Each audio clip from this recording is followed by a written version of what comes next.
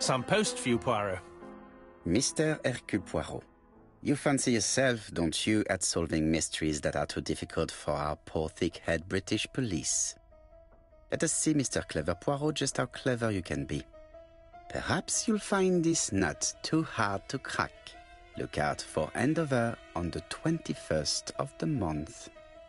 Yours extra, A, B, C. Oh, it's some sort of joke. Maybe, but please remind me to inform Chief Inspector Japp.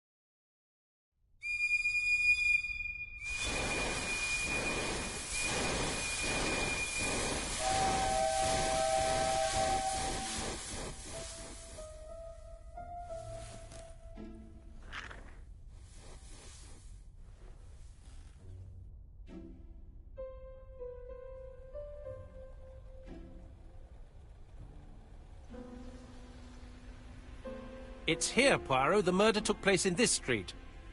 Grim place indeed. Tout à fait, Hastings. The streets of Andover are in a terrible state. Look, there's Chief Inspector Japp. He's talking with a policeman. Let us try not to get our shoes wet.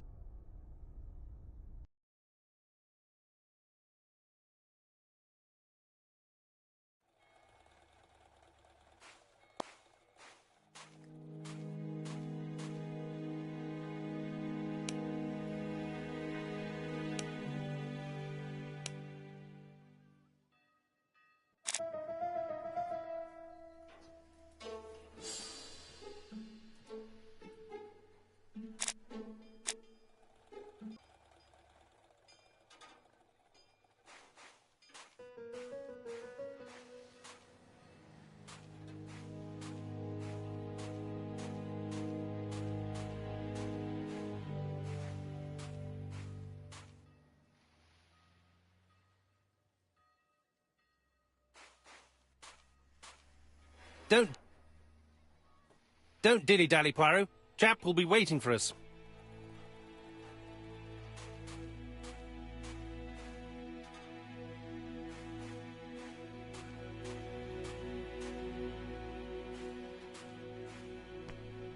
Over here, it's Hastings and Poirot. You missed the 9 o'clock train? We took the 10:30. Luckily, the service is good to Andover. So, Chief Inspector, what do we have? The victim is called Alice Asher. She owned this tobacco shop. She was killed yesterday with a blow to the back of the head. At what time? Let me just check.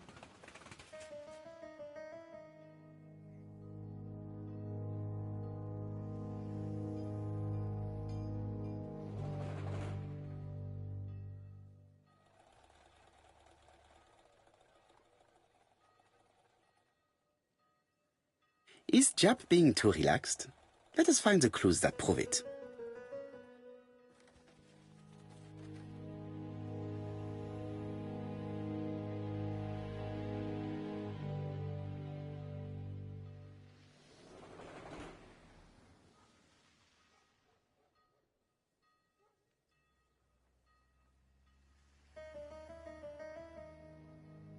Japp is in a good mood. I bet he thinks he's already caught the culprit.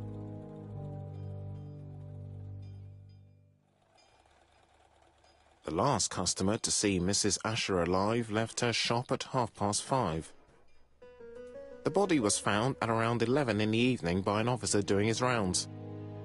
The shop door was open. That's what alerted him. Had anything been taken? A little tobacco maybe, but you'd hardly murder for a few smokes. There's nothing of any real value in the shop. What type of woman was Mrs. Asher? In her 50s, married but separated, no children. Her husband? Aha, Franz Asher, the husband. Alcoholic and violent. It's said that he regularly insulted his wife and threatened to kill her. Do you think he's guilty? We'll look for Franz Asher. If he doesn't have an alibi, the case is closed. A very unoriginal murder. Peut-être. May I examine the crime scene? Of course, old chap. I'll be with you in a minute, Poirot.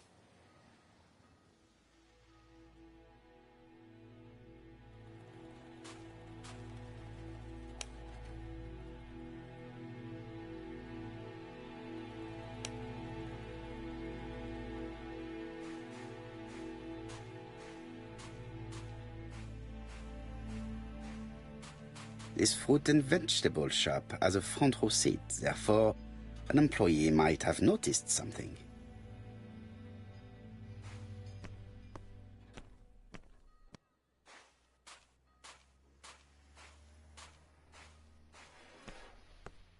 This fruit and vegetable.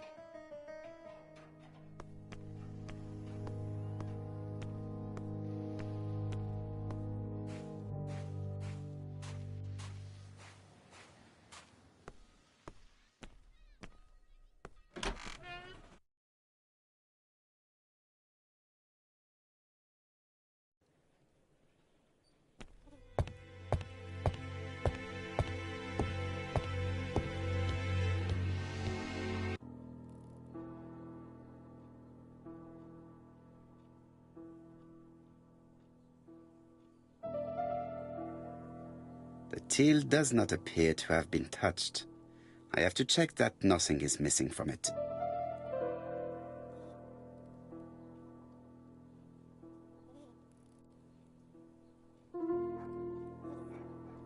It would be best to examine the rest of the till.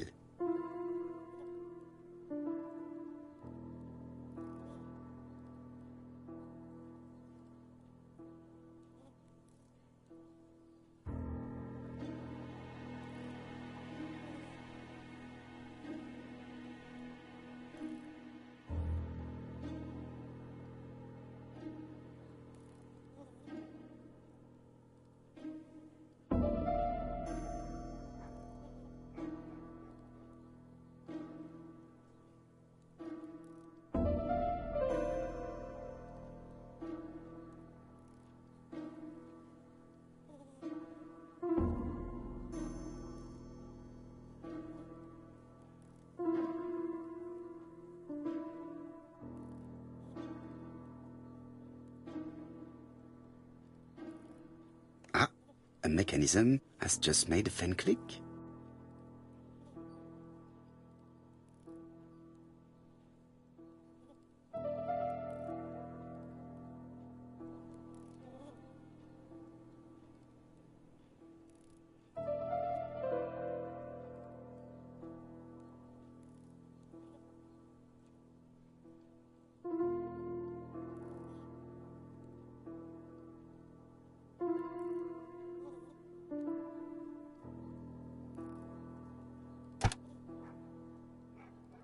The till is full of money, but there is something strange.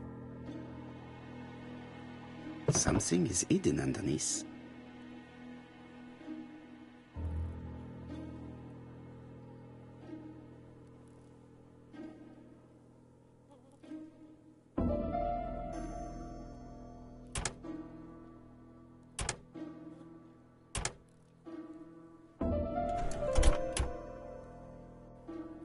This must be the key to the back of the shop.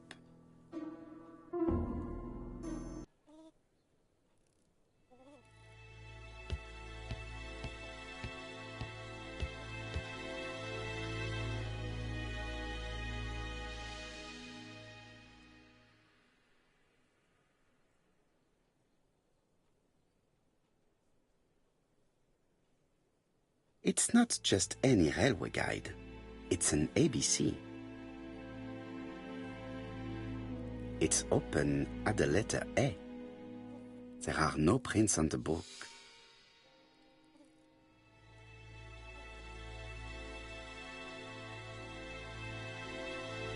Red liquid is oozing out. Is it blood?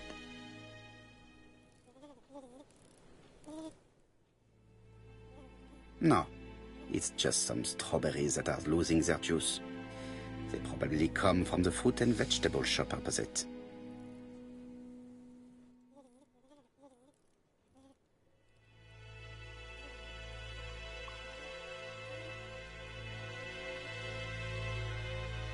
The counter is covered with fingerprints all on top of one another. Unfortunately, it will not be possible to use them.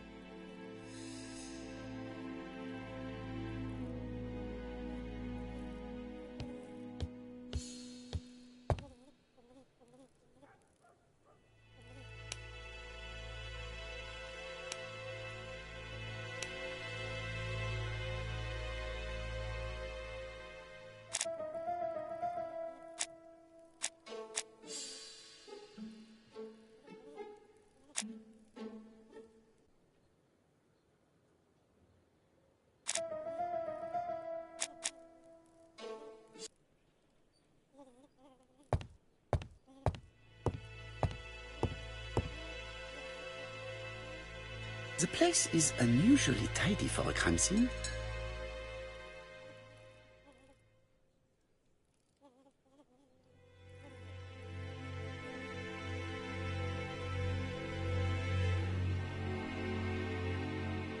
Nothing suggests any sign of a fight.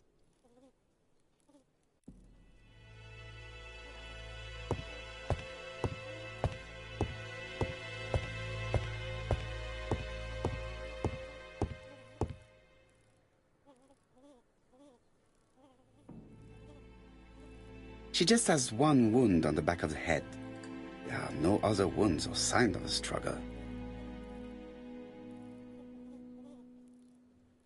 The body is hidden by the counter and is not visible from the tobacco shop store. Many customers must have thought that Mrs. Asher had popped out.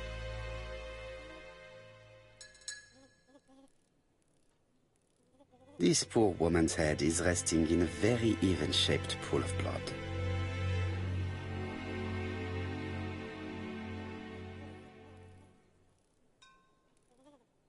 I can't see any other mark on the floor.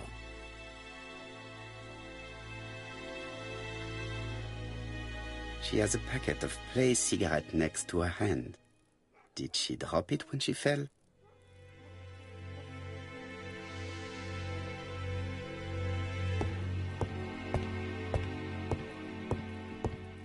There are cigarette packets in a mess on the shelf.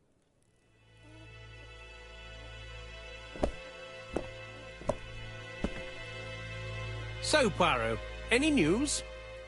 So, an ABC guide with no fingerprints, but prints all over the counter. Normally, the tobacco shop does not sell ABC guides. Exact. Mon ami, could you have a word with the neighbors? Some may have seen something. Of course, my friend, I'll do it straight away.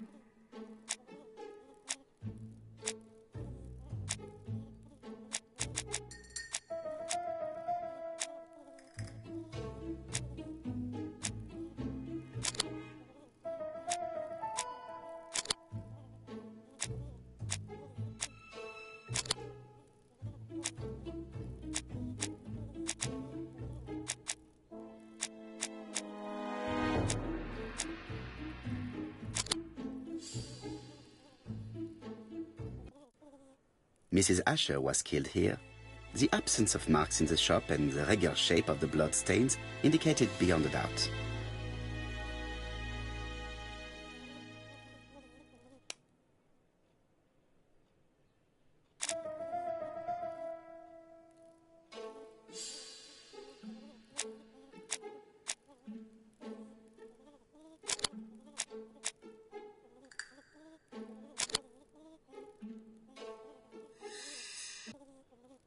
The motive is definitely not financial gain. There is no sign of a struggle, and the till has not been forced or emptied.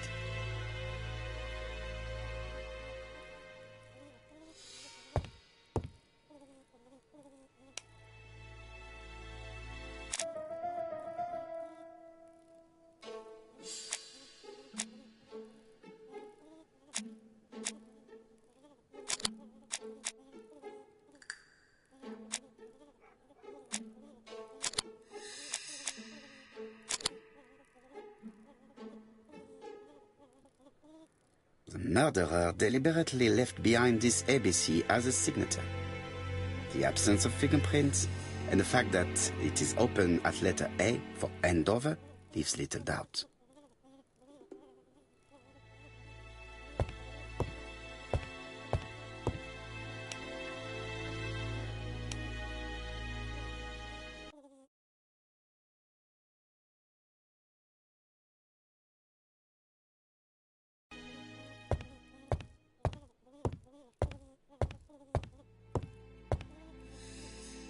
The door is locked.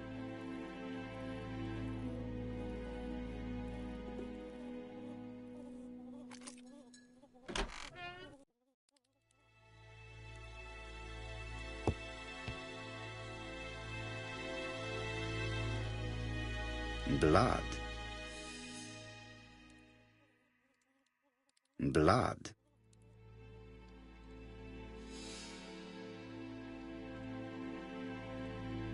Did Alice Asher suffer from nosebleeds?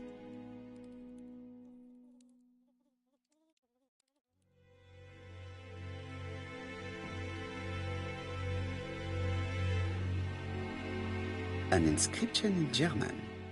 Souvenir of our honeymoon in the Black Forest. To my Alice forever, Franz Asher. The Ashers were a lovely couple when they were young.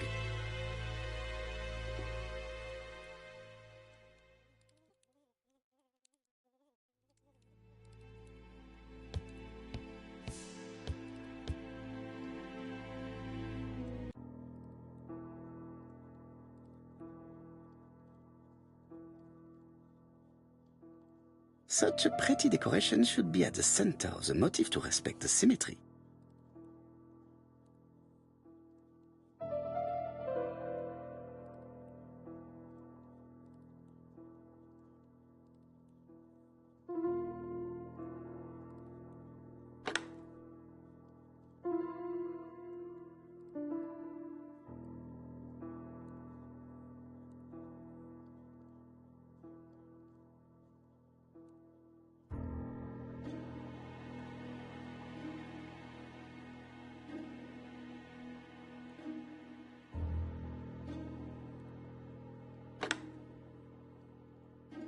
The wooden flower is preventing the circle from turning.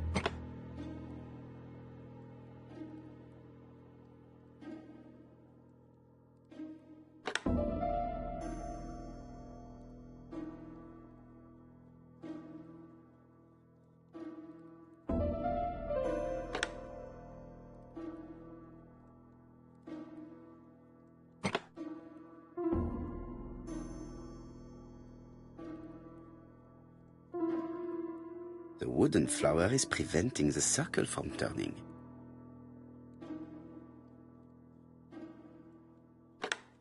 The wooden flower is preventing the circle from...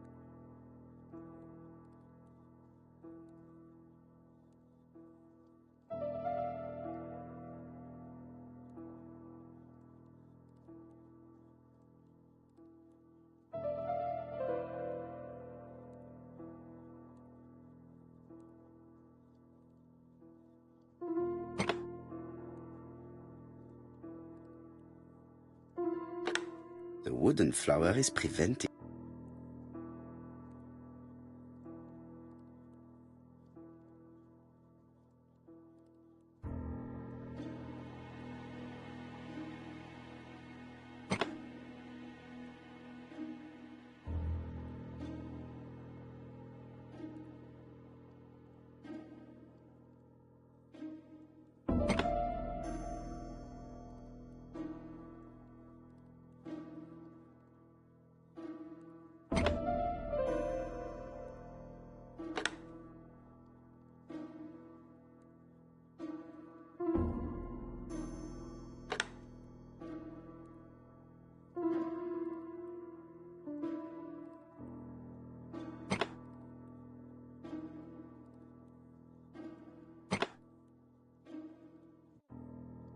The wooden flower is preventing...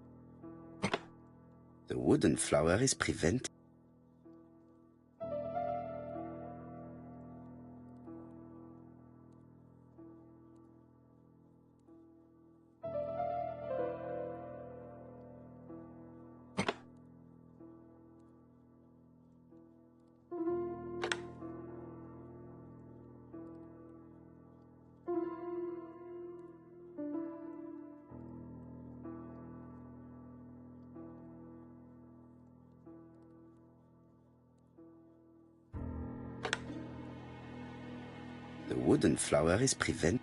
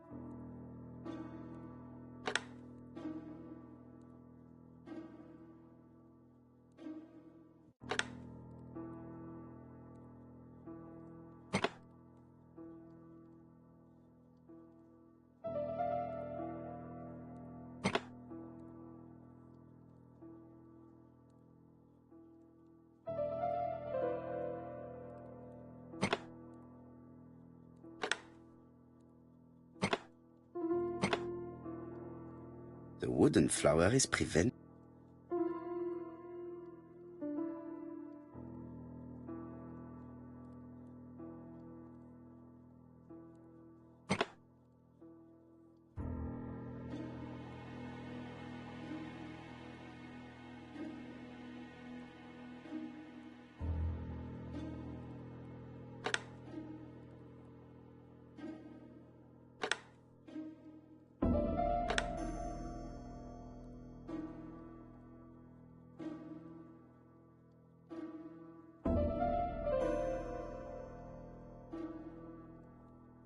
It is blocked.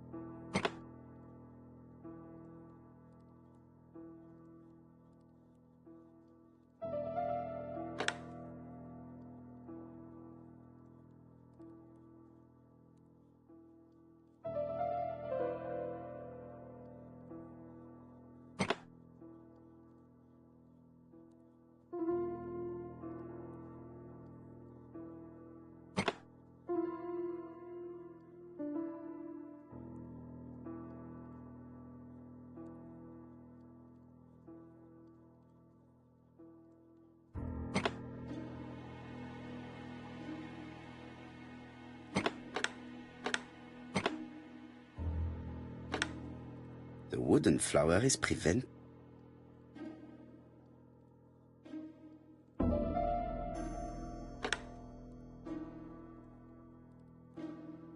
The wooden flower is prevent.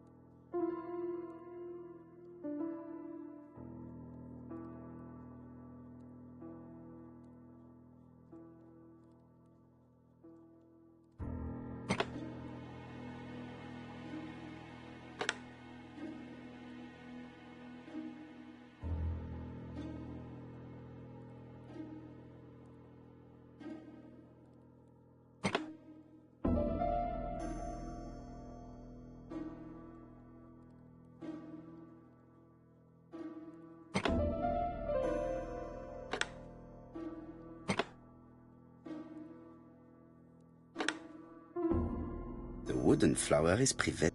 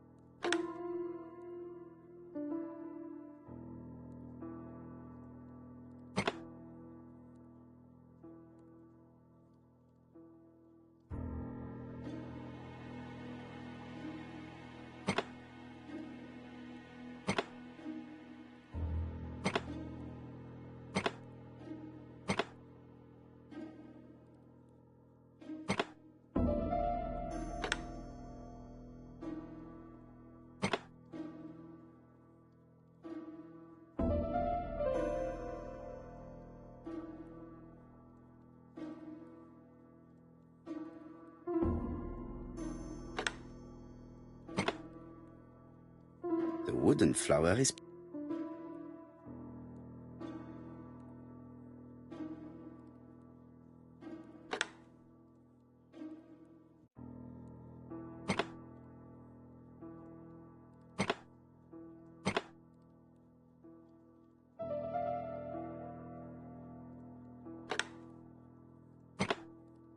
The wooden flower is prevented.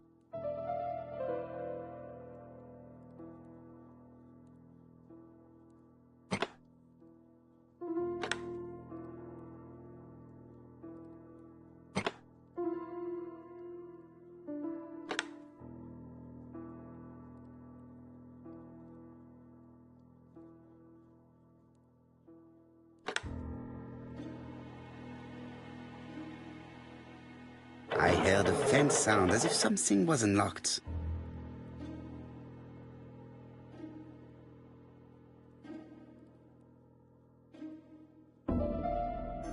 It is blocked. It is blocked.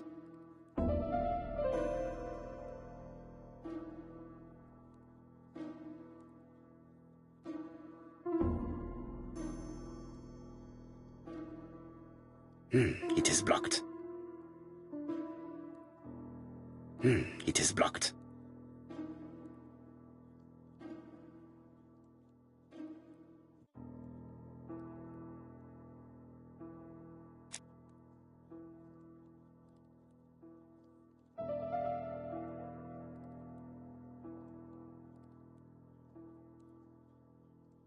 These drawings appear to be attached to the chest of drawers. They won't move.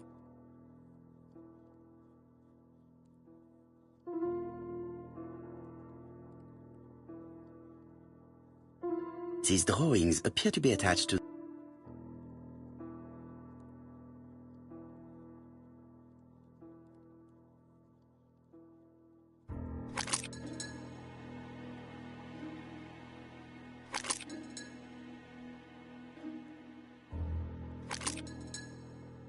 It is blocked.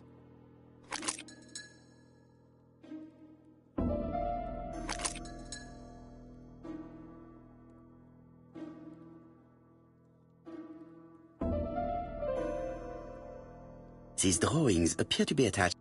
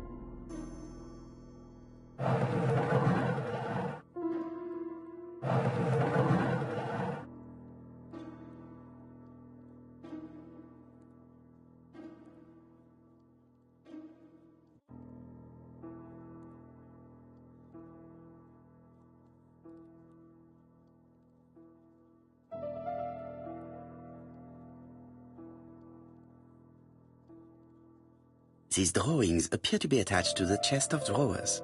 They won't move.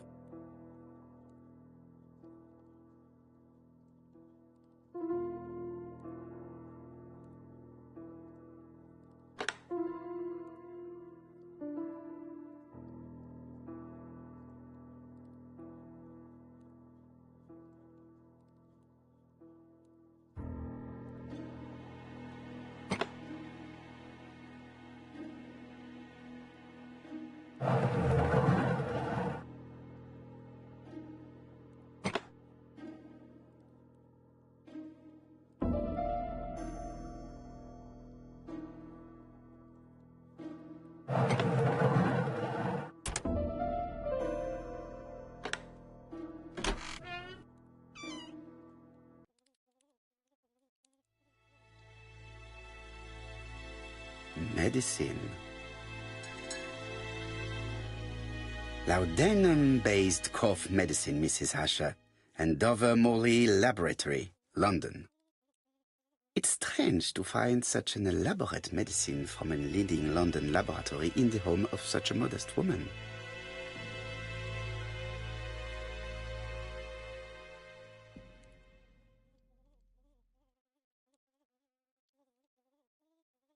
From Mr. Adam Flint, Royal Bank, Eastfield Road, Andover.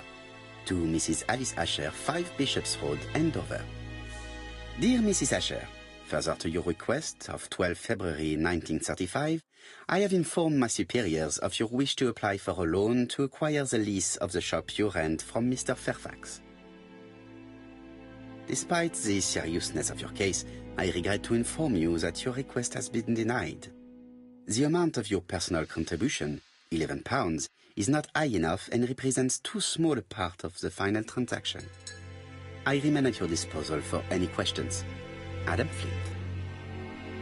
Mrs. Asher's meager savings were not enough for her to own the tobacco shop, but will largely cover her funeral costs.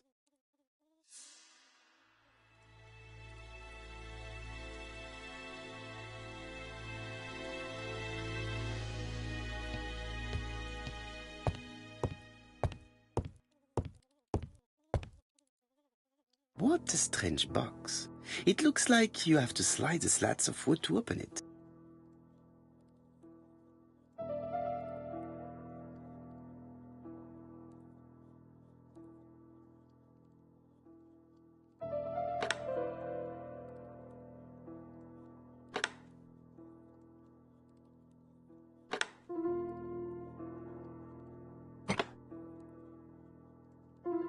This button appears to activate a mechanism.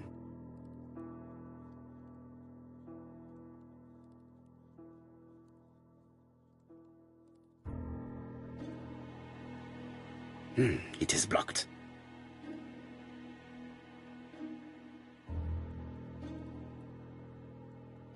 It is blocked.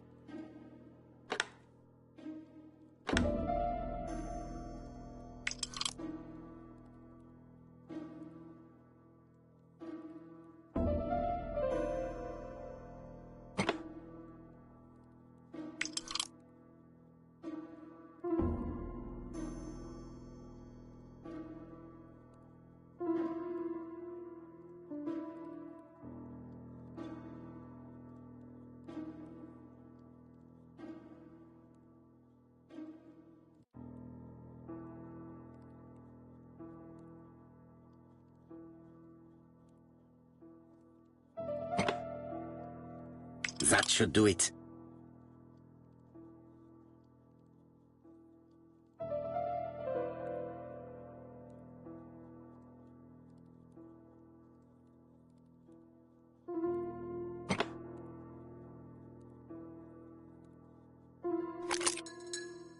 Who is this young woman?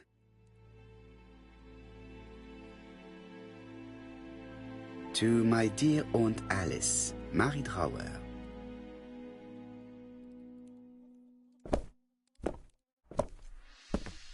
Have you found anything? The victim has a niece. We must find her.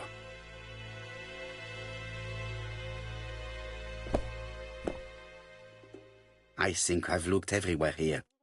Let us see if I can find any more information in the shop's surroundings.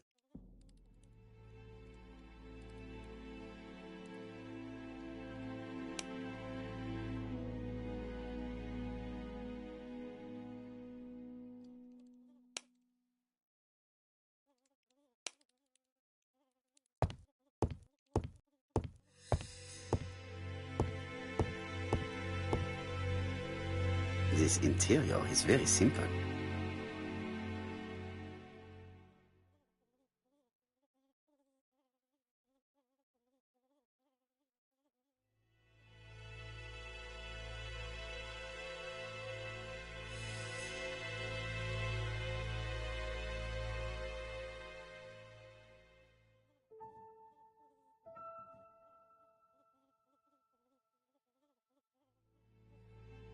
Mrs. Asher lived very simply.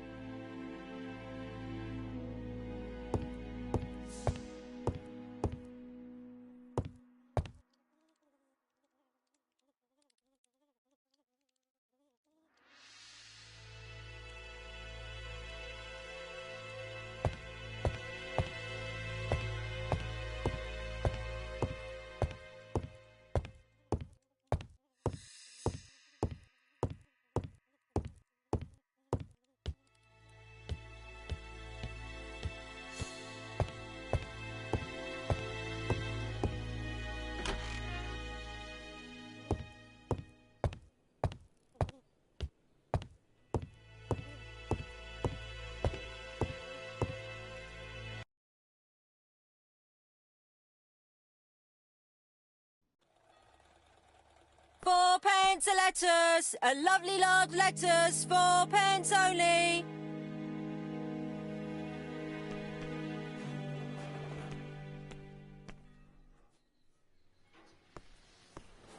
A bottle of poor quality vinegar. The smell could awaken the dead. I'll be with you in a few minutes, sir.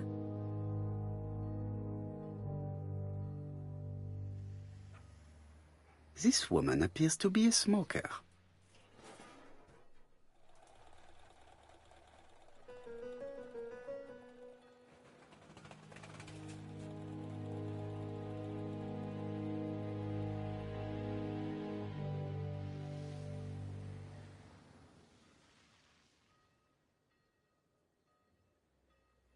She's a big smoker.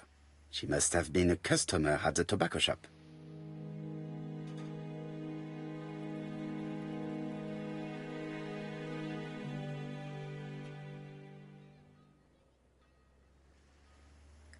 How much are your lettuce, please? A lettuce? That'll be 5p, kind sir.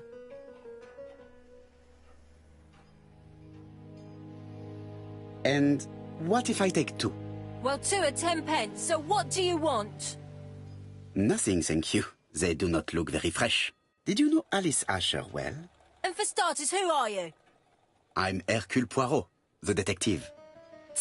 You're foreign, that's for sure, with your accent and your odd way about you. And you're here about Alice's murder, I suppose. Well, I've nothing to say to you. Did you speak to the victim yesterday? No, I never saw her. Please, try and help me, madame. Why should I help you? For your beautiful moustache? Heh. Come on, move along now. You're scaring away my customers. Please, do not be ridiculous.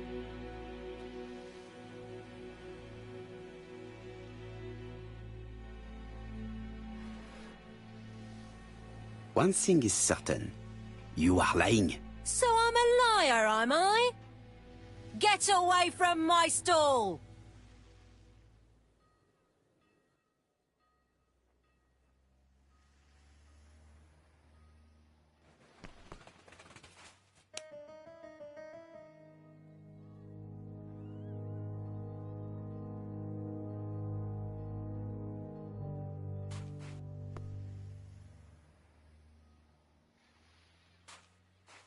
Strawberries, 6p a pound! Hey, Poirot. Is the greengrocer causing trouble? I'll sort her out. No, please, leave her, Chief Inspector. I'll get her to talk later. I found the victim's niece. She's waiting for you in the back of the shop. Thank you, mon ami. I'll question her.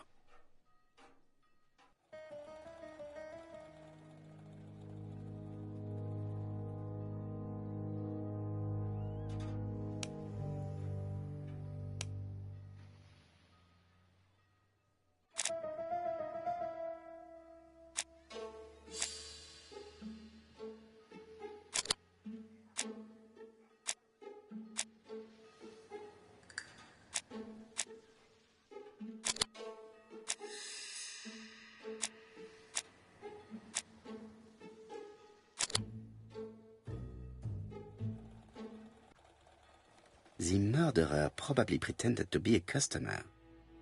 He hit the shopkeeper from behind as she turned around to serve him.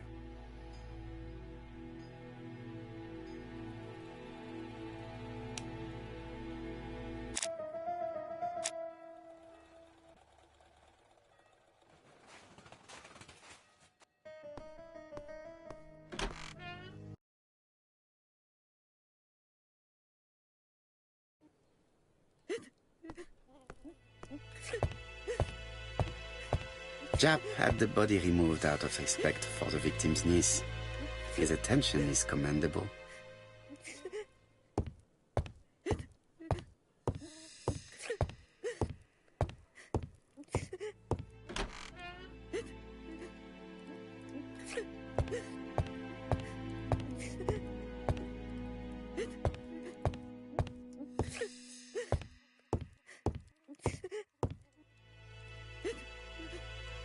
Is Cliff sincere?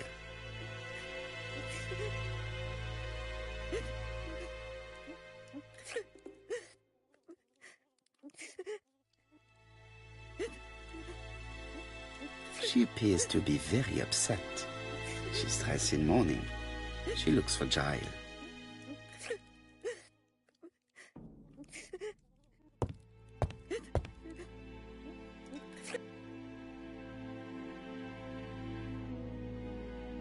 You were very fond of your aunt, am I right? She was the only family I had since my mother died. Your aunt did not have any children, is that correct? No. She was separated from her husband. What do you think about Franz Asher, your aunt's husband? He never left her alone. Poor aunt. She used to drop by all the time and make a scene.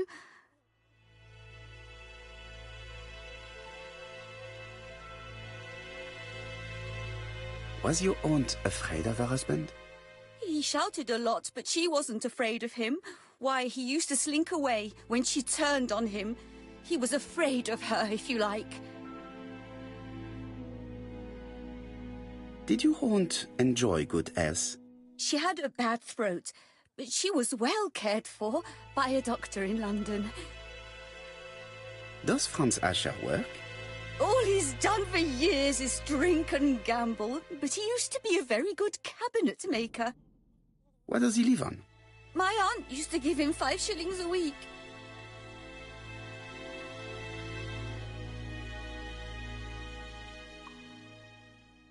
Did Franz Asher extort this money from her? No, no. She didn't let him intimidate her. She gave the money quite willingly. He was her husband. She couldn't leave him with nothing. I understand. You have been of great assistance, mademoiselle.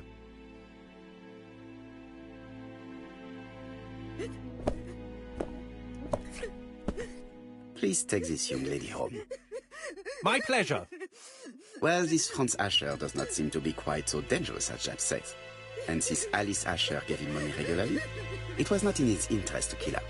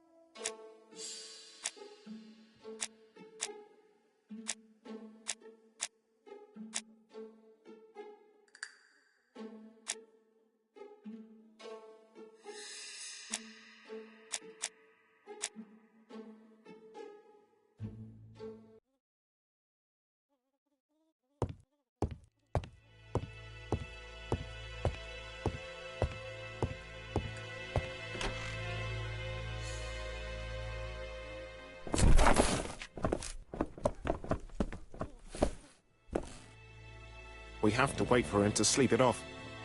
He's all yours, Poirot. There are a few things I need to check. There must be some way of sobering him up. I wonder what his wife used to do. He must have scared the customers away.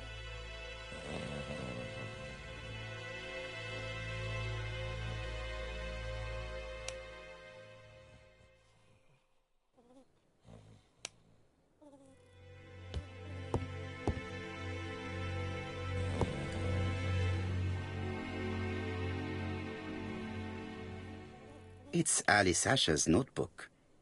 Ah, that's interesting.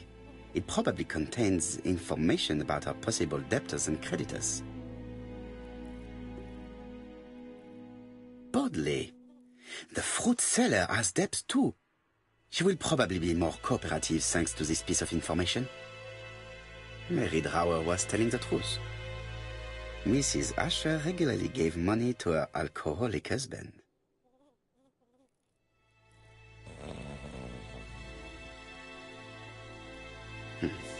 A box of new stockings.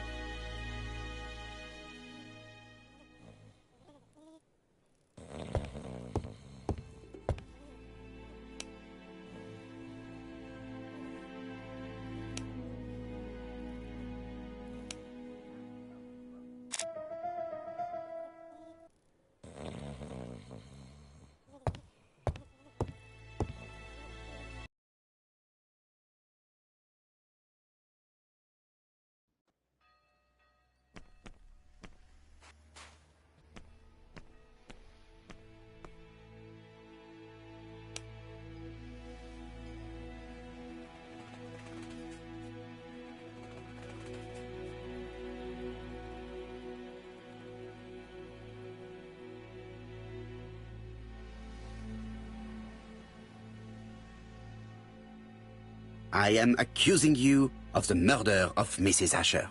What? It wasn't me! According to the victim's account book, you owed her £10 for tobacco and magazines. That's a lie. She owed me £1. I swear. Enough lies! It's not lies. But you're not quite as clever as what you think. Now, please be so kind as to explain this. Look at my account book. Alice owed me £11 for fruit and vegetables. I may have had a slate at her shop, but she had one at mine. She owed me £1. And that reminds me I have to get it back from her niece. That is quite enough. Your account book has saved you, but I might ask Chief Inspector Japp to throw you in the cells for 1 or 2 nights while he checks your entries. Do you want to go to prison? Prison? Now that's not fair. I haven't done nothing. In that case, I am counting on your full collaboration. Yes, sir. Of course, sir. Listen, I didn't kill Alice, I swear. But it's true that I did go to the shop yesterday. At what time? 6 o'clock. She left me a note saying she wanted some strawberries if I got some. I received them late, about 6. So I took them over to her. But you did not see her. She wasn't in the shop, so I just put the strawberries on the counter and left.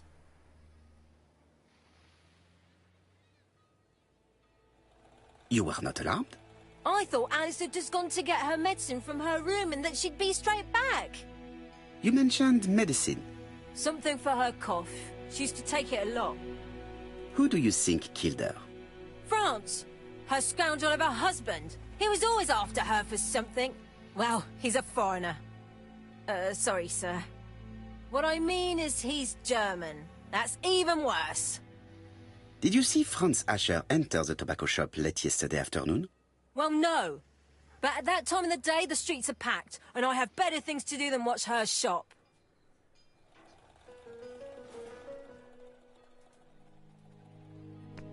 Strawberries! 6p a pound!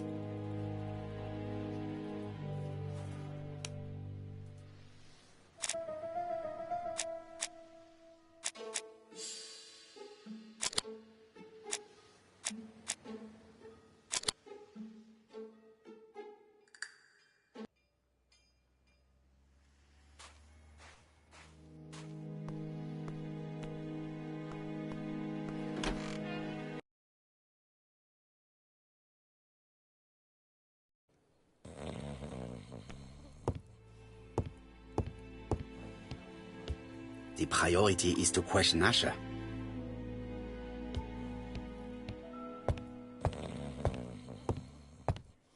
He's not in any condition to be questioned.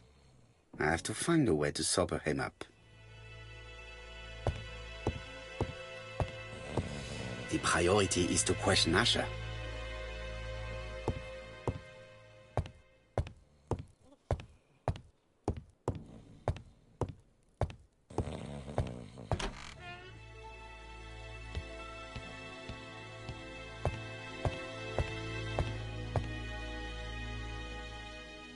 Mrs. Asher lived very simply.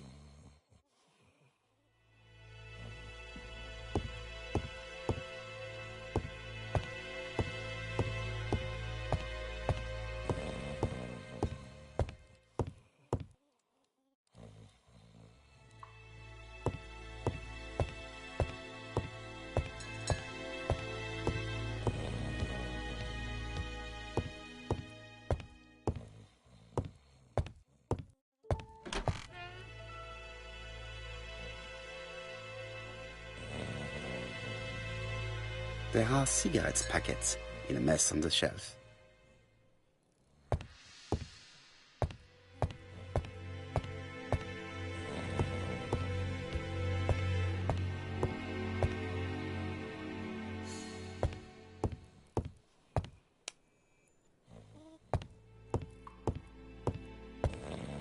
Nothing suggests any sign of a fight.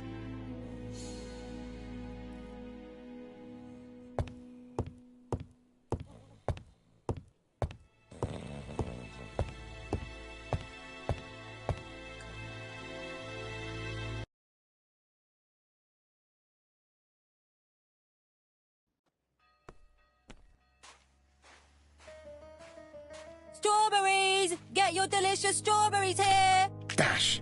A puddle! How clumsy.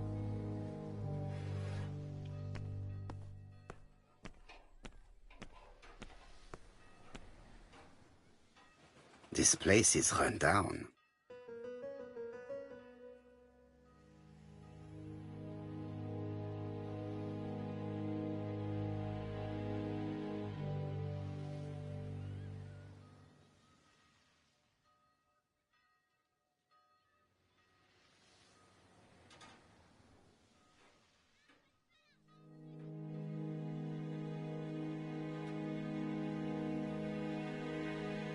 This is a really cutthroat neighborhood. Anyone could have committed the crime.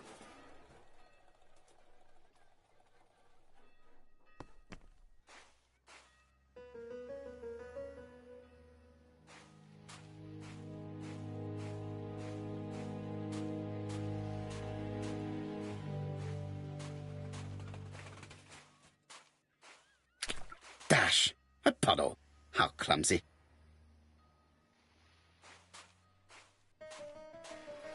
£4 a lettuce! A lovely large lettuce, £4 only!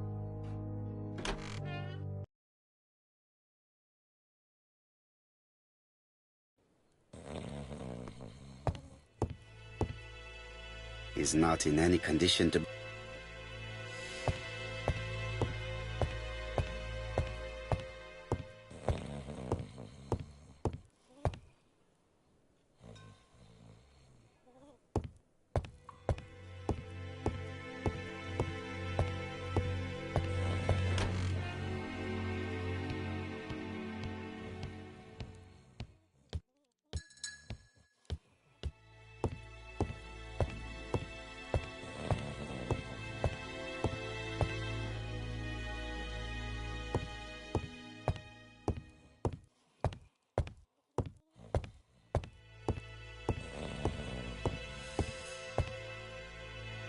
I've finished with this subject.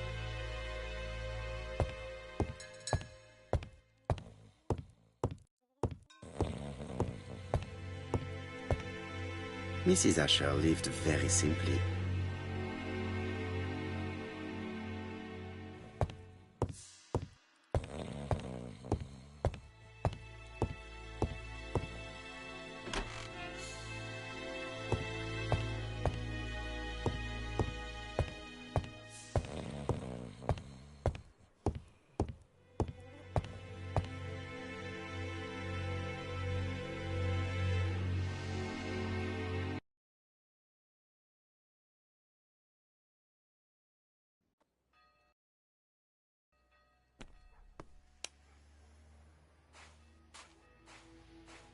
Strawberries! 6p a pound! I'll just borrow your bottle a moment. Take it. It's what Alice used to sober up her husband. But try not to empty the bottle.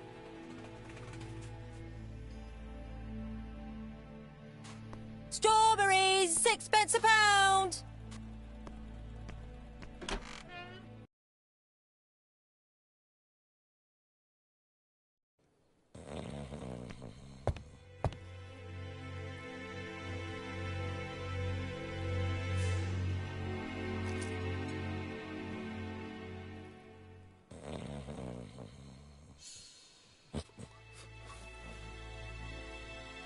Mes amis, I can say without a doubt that poor Mrs. Asher was killed between 5:30 and 6. Killed when the street was packed with people. That's rather bold. I've been talking to the neighbours, and... No one's seen anything? Or rather, it's anything and everything. Am I wrong? No. Bien. We must grill this villain Asher before he falls asleep again.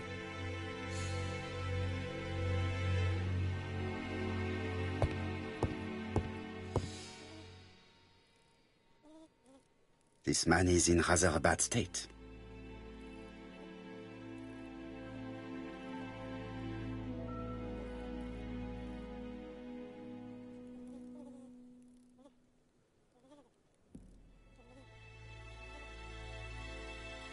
This man has been fighting and he smells of alcohol.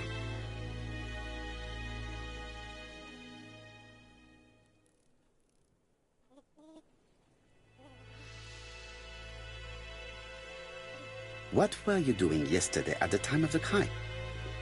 Can't recall. Come on, my friend. Try to remember. It is important. I'm really sorry, sir, but I don't remember a thing. I see. But maybe you do remember threatening to kill your wife? So what? You shouldn't take things so seriously, sir. Nothing but empty threats. We didn't get on all that badly. Are you often involved in fights? I don't know what you mean.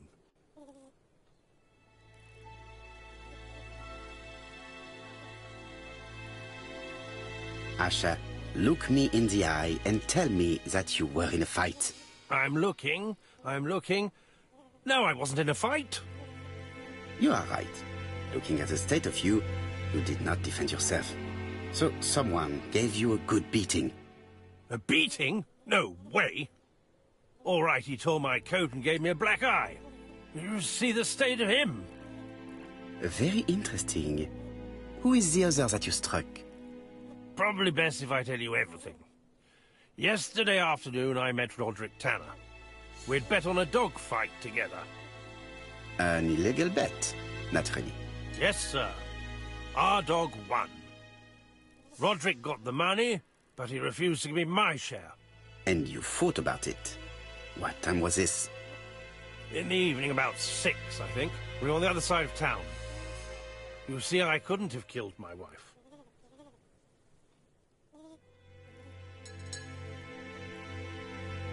Asher's alibi appears to be confirmed. All the same, I'm going to call and check that he did have a fight with this Tanner on the afternoon of the murder. You can never trust this sort of chap. One thing is certain, Asher was a ruffian who used to beat his wife. But he is not very educated. It certainly was not him who wrote the letter signed ABC.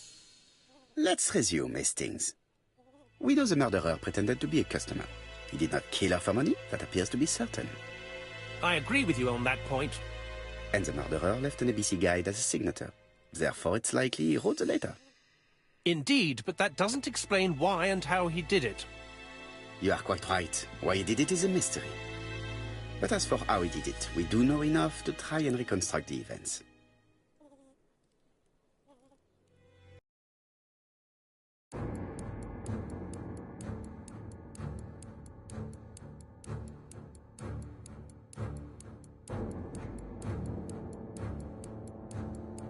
The killer enters the shop.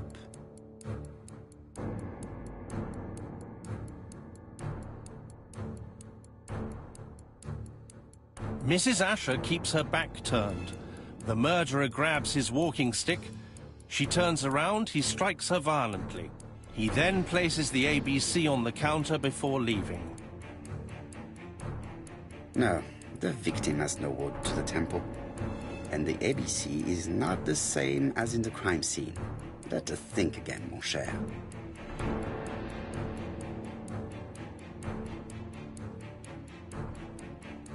The killer enters the shop. Mrs. Asher turns around to greet a customer.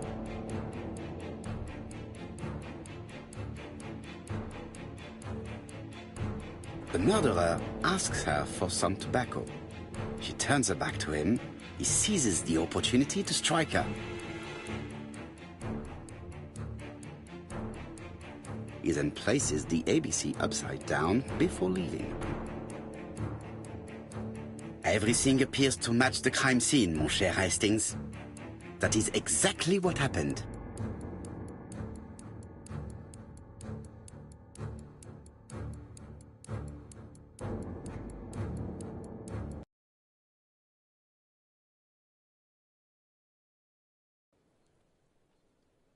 Asher has a strong alibi and we don't have any other suspect. But what was the point of this crime? She had no debts. She gave Franz Asher money regularly. She wasn't owed money. Nobody stood to gain anything. No doubt about it, the murderer is insane. And I fear that we had not heard the last of him. I hope you're wrong for once. Bien, let's go back to London. If we hurry, we should catch the 7:02 train. Are you coming? No, unfortunately, I have to talk with Andover police. See you soon, then. Are you coming, Hastings? Let's go home. There's nothing for us here.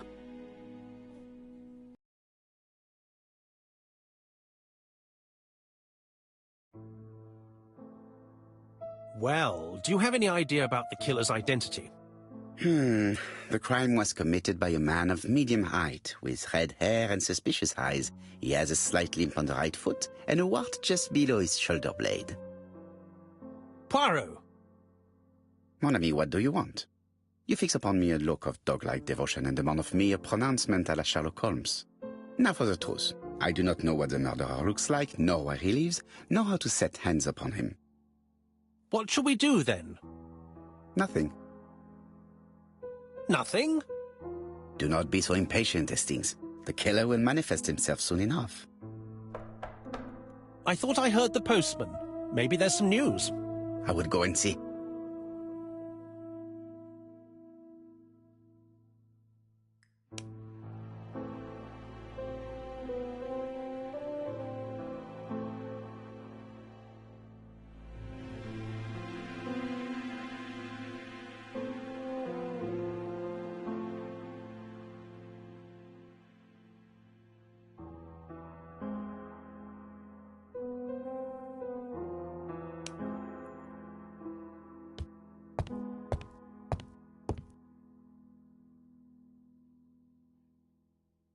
Daily Flicker, June the 22nd, 1935. Battle over control of bank system. What will the government do for money? Andover, murder of a tobacconist.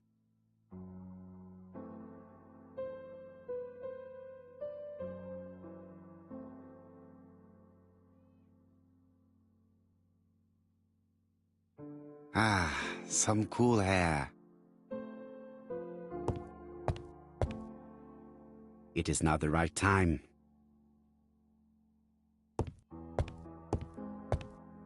It is not the right time.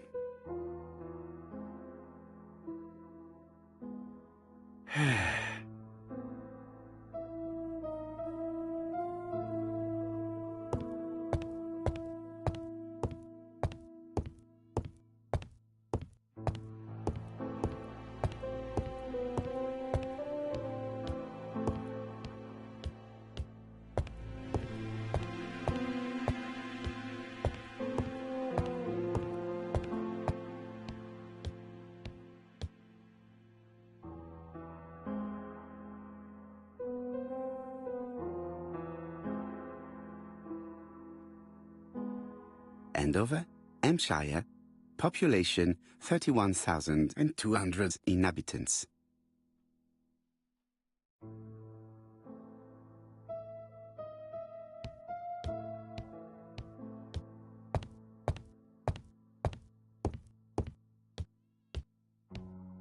No doubt about it. Hastings is going bored. You're not going to get the post? Yes, yes, of course.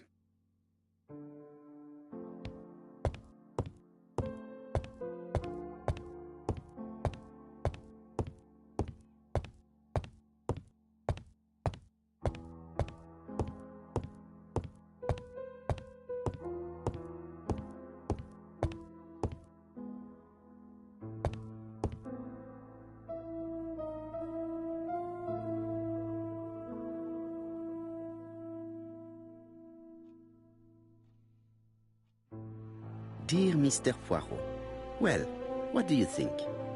I believe that I won this round. The end of our affair went like clockwork, don't you feel? But the fun has only just started. I would like to draw your attention to Bexhill-on-Sea on the 25th of this month. We're having a crazy time. Best wishes, ABC.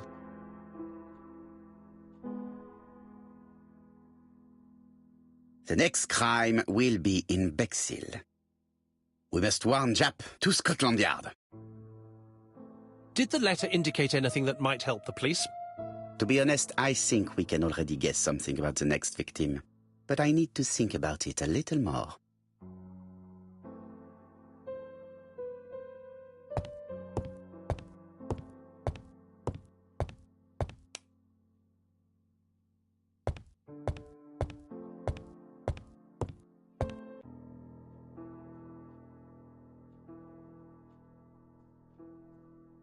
Let us examine this more closely.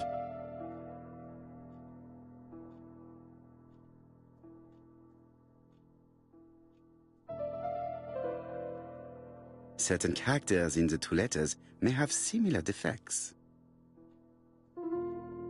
Yes, this I is weird. Let us examine the characters in this word. Let us examine the characters in this word.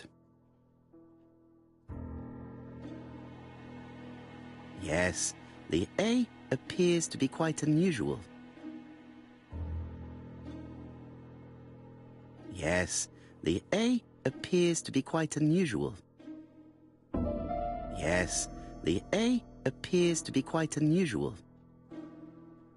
Yes, this I is weird. Right, let us compare this with the other letter.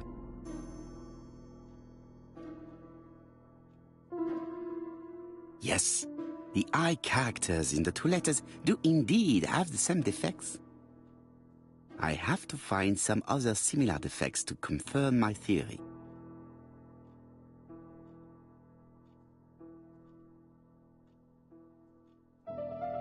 Let us examine the characters in this word. Let us examine the characters in this word. Let us examine the characters in this word. Let us examine the characters in this word. Right, let us compare this with the other letter.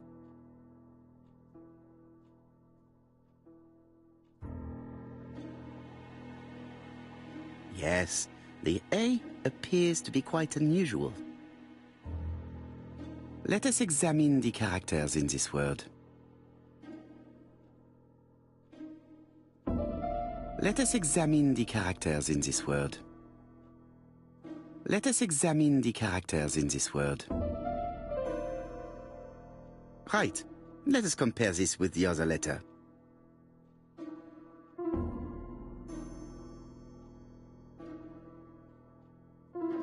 Let us examine the characters in this word.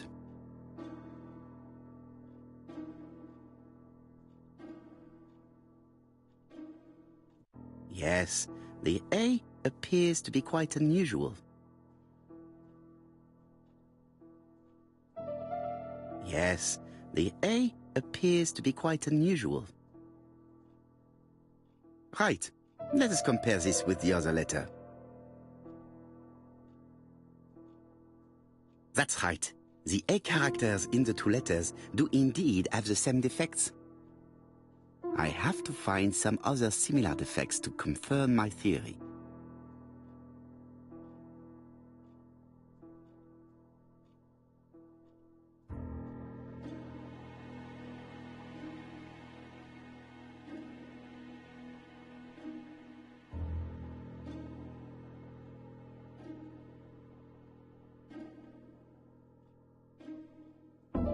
Let us examine the characters in this word. Right. Let us compare this with the other letter. I don't see anything in particular. Let us look at another word.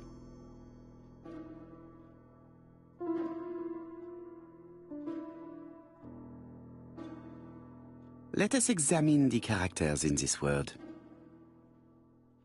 Right. Let us compare this with the other letter.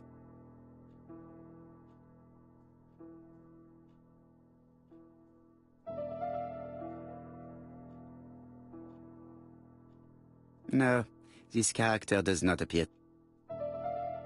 Let us examine the characters in this word. Nothing to report for these characters. Let us examine the characters in this word. Let us examine the characters in this. Right. Let us compare this with the other letter.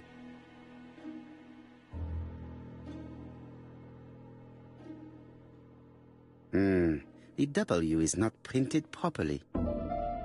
However, the character... Let us examine the character. No, I have to find some... No, I have to find some...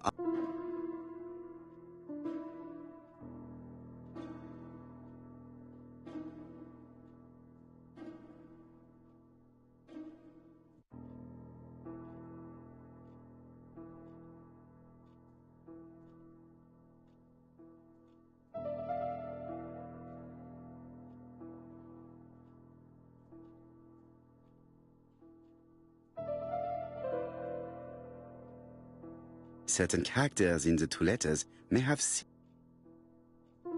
Let us examine the characters in this word. Let us examine the characters in... Right. Let us compare this with the other letter. The double... However, the characters... The double... Right. Let us compare this with the other letter.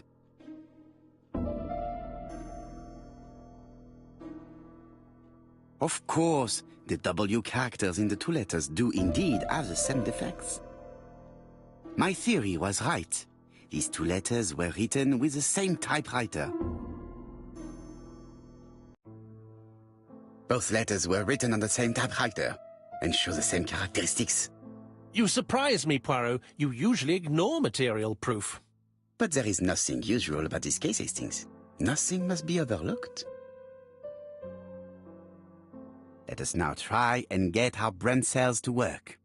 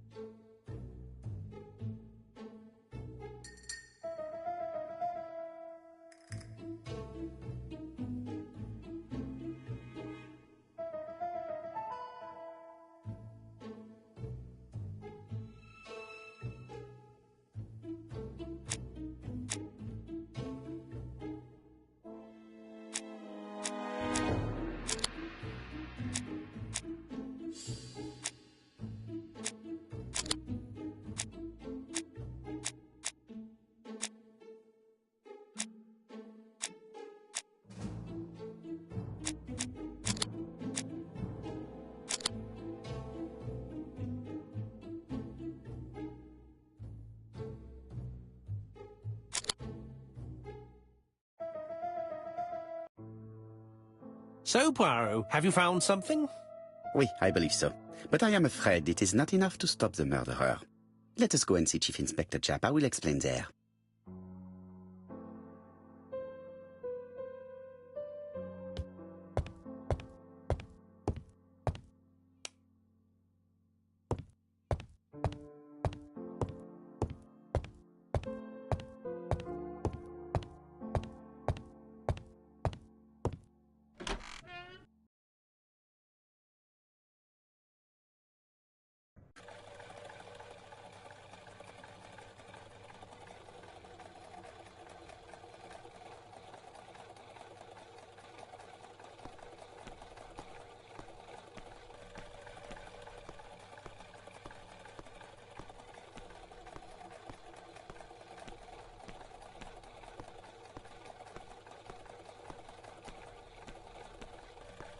It may be time to go to Scotland Yard.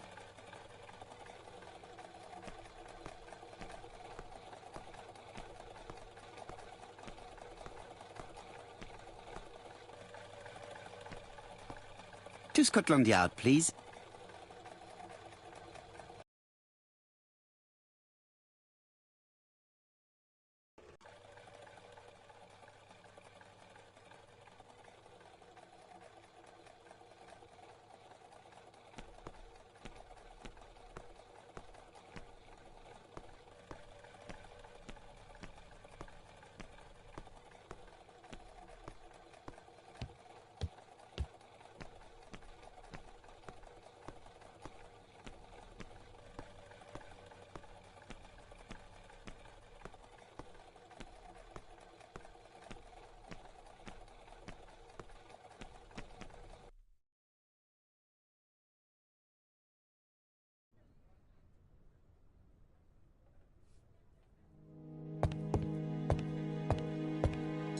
Like all hunters, Hastings has always been fascinated by weapons.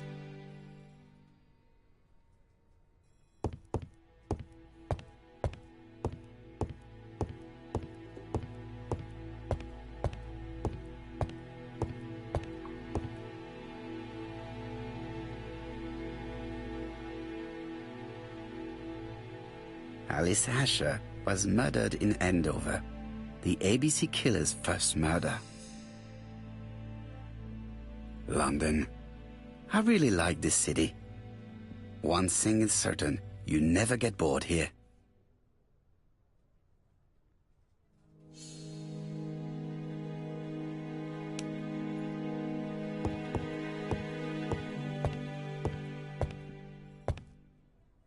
Japp has invested a great deal in his career.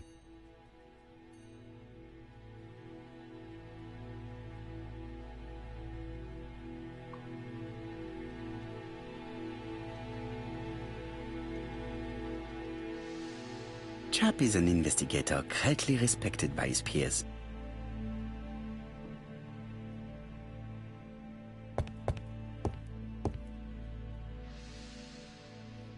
Japp appears to be snowed under.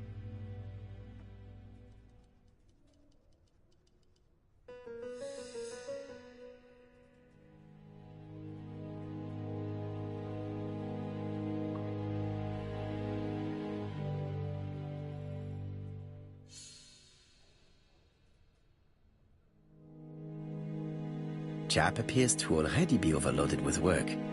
My news is not going to improve matters. Bonjour, Chief Inspector. I am afraid we have some bad news. I have just received another letter signed ABC. The next crime will be on the 25th in Bexhill-on-Sea. Are you completely sure it's from the same person? I have compared the two letters. There is no doubt about it. I suppose you think he's going to carry out his threats. I fear so. Good God, Poirot. Bexhill is very busy at this time of year, and we have no idea who the next victim will be.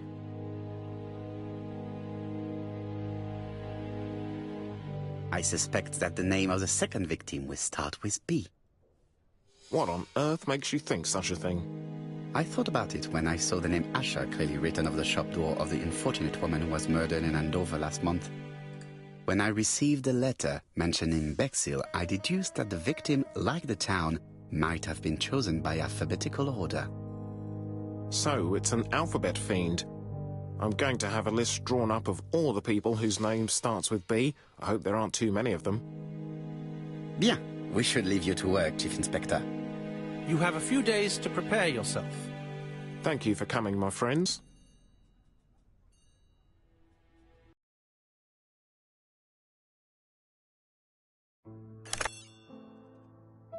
Poirot? Chief Inspector Japp, your call does not bode well.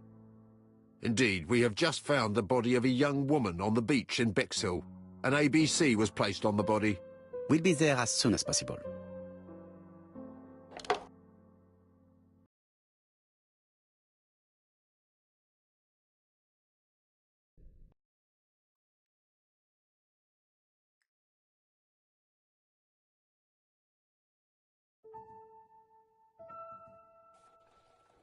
Bexhill is a delightful town. It would be nice to come back and visit. I do not entirely agree. Walking at the beach damages my shoes, and it hurts my knee. So the years have not spared you, my friend. It's the same for all of us.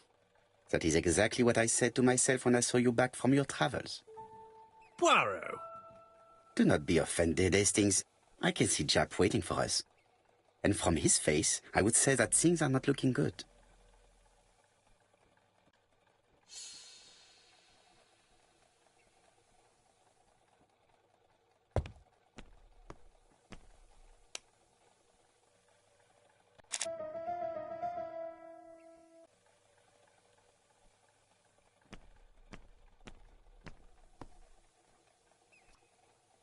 Bexhill seems to be a pleasant little town.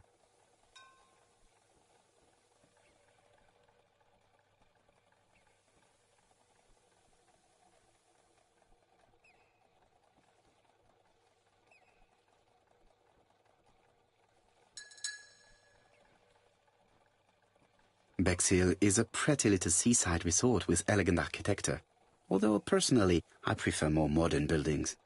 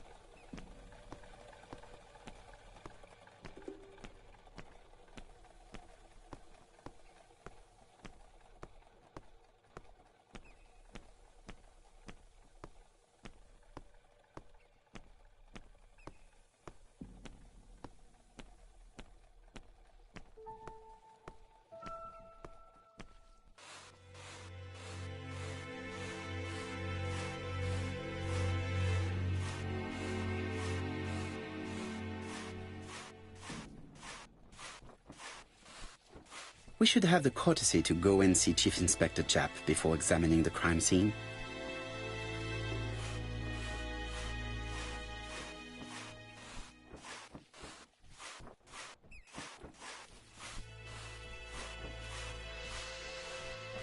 The padlock is locked.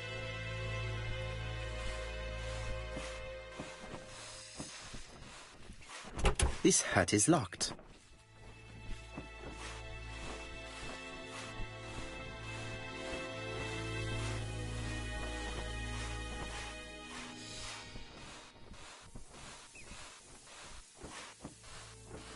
This hut is...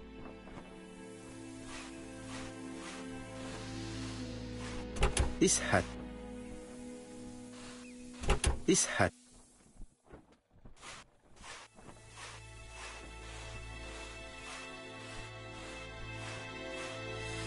Hastings appears to be ill at ease. He appeared to be relatively indifferent to Mrs. Asher's murder, but a young woman's murder seems to be troubling him greatly. I fear that this case is far from being solved. Come on, Poirot. You'll find the killer. Certes. But how many times will he kill before I do? How do you do, gentlemen? Chief Inspector? I fear your admirer has struck again, Poirot. We haven't yet identified the victim, but it's a young woman, 20 to 25 years old. Death occurred last night between 11:30 and 1 o'clock, and we found an ABC guide on the body. Was she pretty? Come on, Poirot, that's rather out of place. It has no bearing on the murder. Are you certain? For women, it is often the most important thing. It often decides their destiny. The body hasn't been moved. You can see for yourself. Has the press been informed? Not yet, but I'm planning to. I haven't yet informed them about the presence of the ABC guide in Andover. Nobody has reported a young woman missing? Not for the moment. No witnesses, I imagine? Indeed. We've asked everybody who may have met a young woman fitting her description last night to come and see us, but I have little hope of gaining anything from it. It's early days, Chief Inspector, and the news may not have spread around the town yet. I hope you're right, Hastings.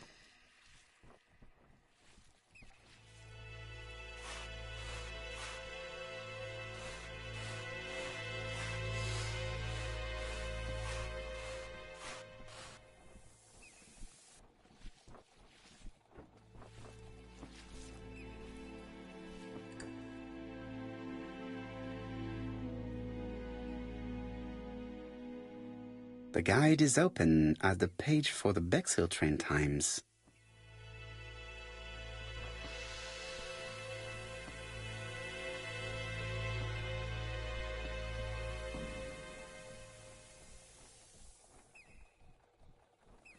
A braided silk belt.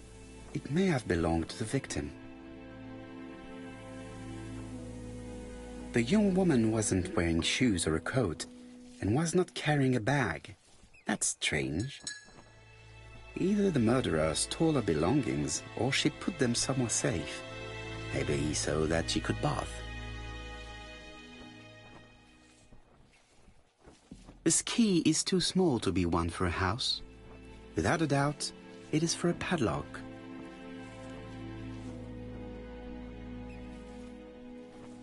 These marks have been left by a rope or a braided cloth.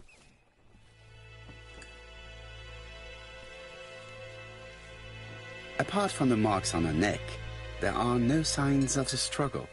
She didn't manage to hit her assailant. She was a great beauty. Strange that chap didn't notice it. Let us now try and get our brain cells to work.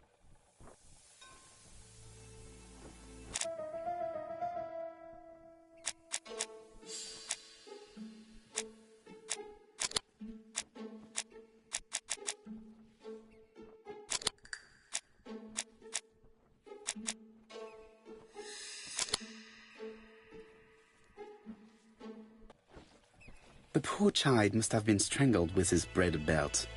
Unfortunately, in view of the fabric, it is unlikely that we will find any prints.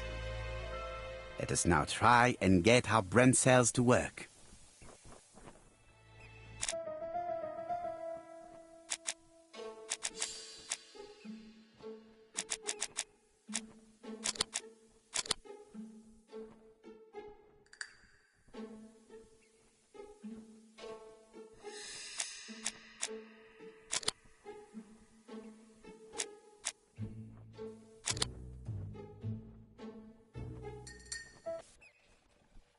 The medical officer should confirm that the victim was strangled with her own belt.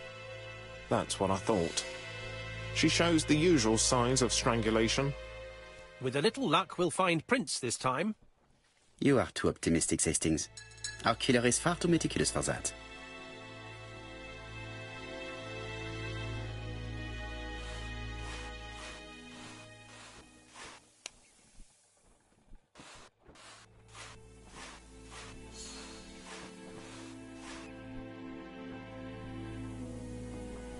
This key is too small to be one.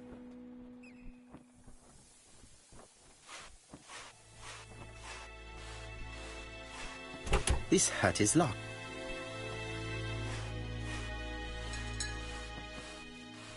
This hut is locked. This hat.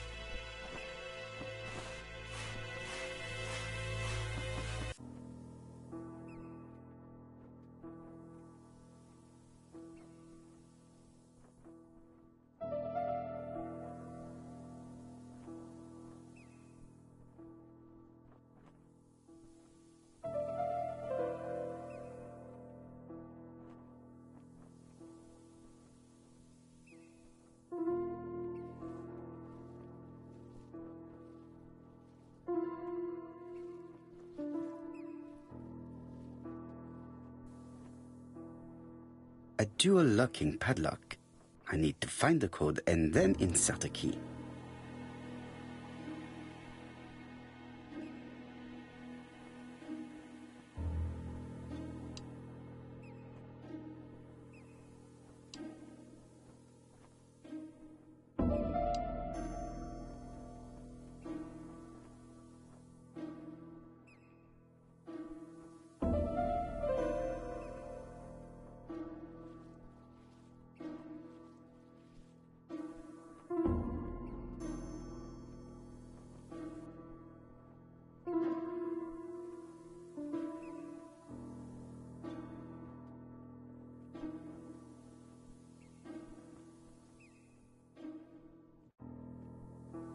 Firstly, I have to remove the padlock.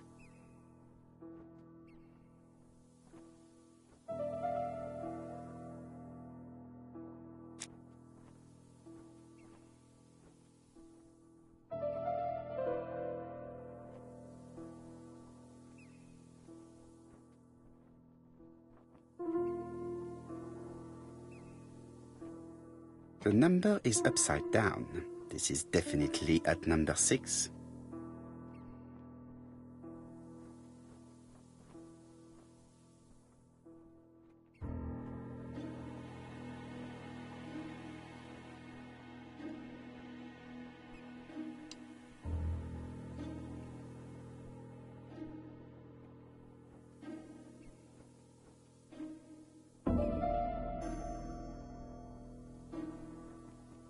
Firstly, I have to enter the padlock's code.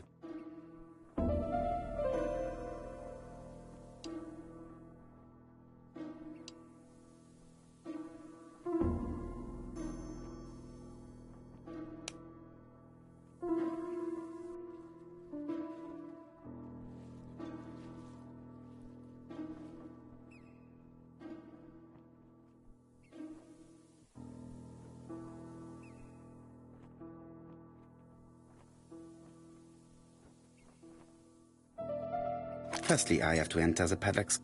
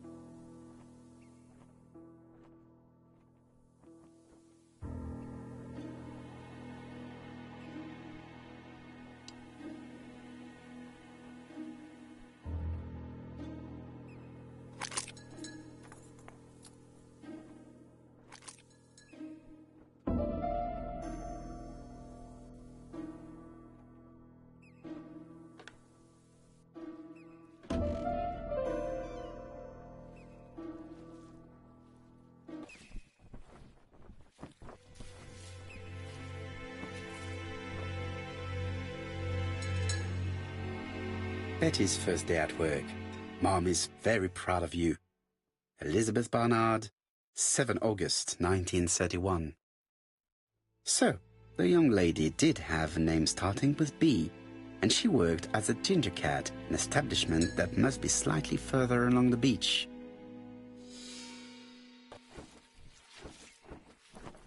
The purse is full. Yet again, we can dismiss theft as the motive for the murder. Here is the watch she must have removed to prevent it from getting wet. A top brand lipstick. She liked to take care of her appearance. As well as a photo of the victim with some company. It could be useful to me.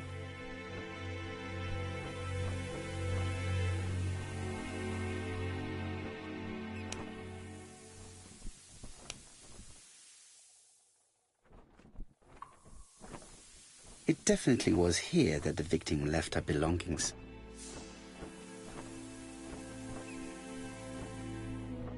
Jap has gone to the police. The victim has been identified and her family had reported her disappearance. She was called? Elizabeth Barnard, mainly Betty. She worked as a ginger cat at the cafe slightly further along the beach. But Poirot, how on earth? Never mind. Do you have her address? Yes, she lived with her parents on the street leading to the beach, number 22. Shall we go? You are far too impatient, Hastings. Let the poor people take in the news first. Let us go and visit the cafe where Betty worked.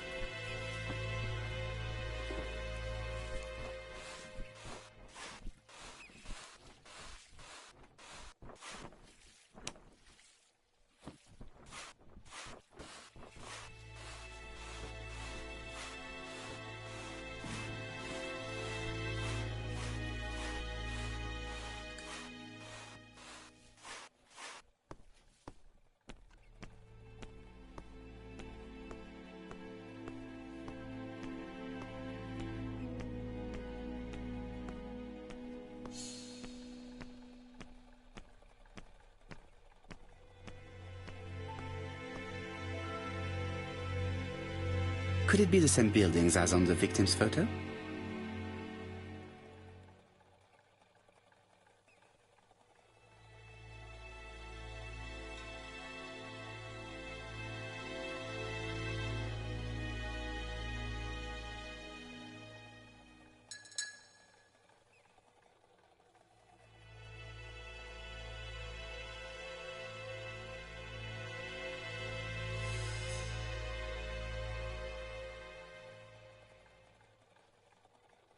This is definitely where the photo I found in the hut was taken.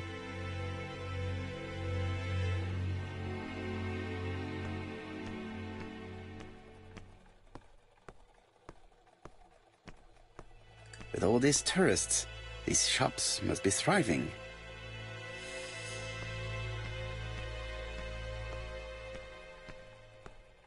Hastings appears to be ill at ease.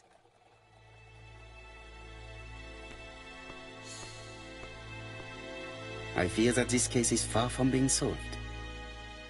Come on, Poirot. Certes.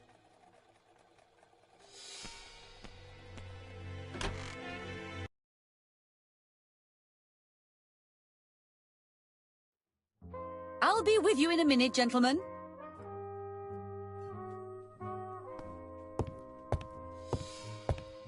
Hastings would probably like us to rest here, but the investigation cannot wait. A delightful cafe. So this is where Betty worked? Yes, indeed. Let us find someone to talk to.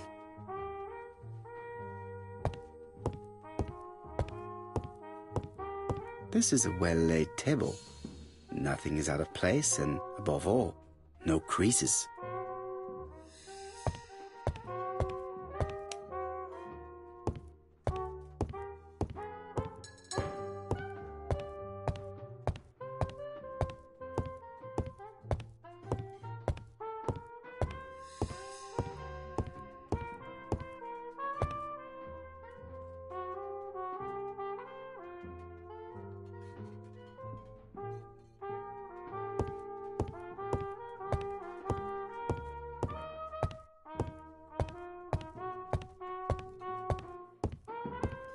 What a pity. I don't have any chance to make it work.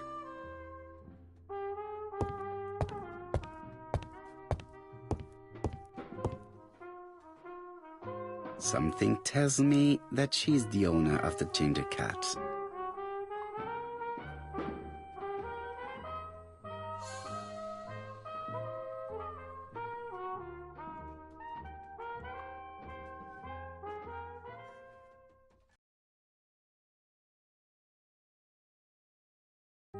This woman must be the owner of the ginger cat. It looks like something is bothering her. How can I help you? A hot chocolate and a tea for my friend, please. I'll bring it straight away.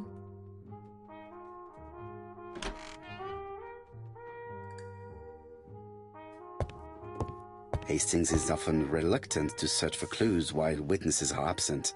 but the murderer's capture sometimes depends on doing so. What are you going to do, Poirot? Look for clues, mon cher ami.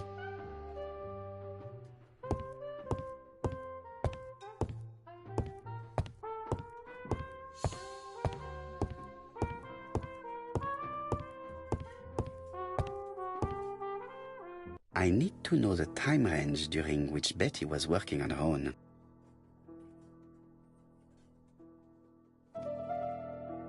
These are the different waiting staff's bills. Which ones were written by Betty?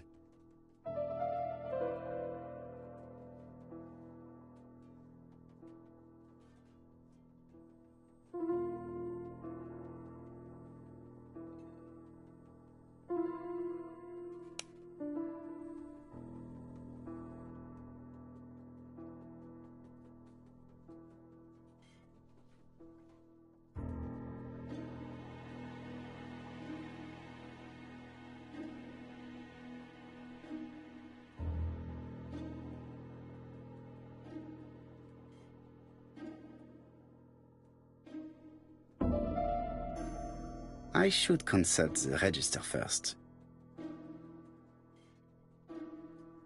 I should consult the register first.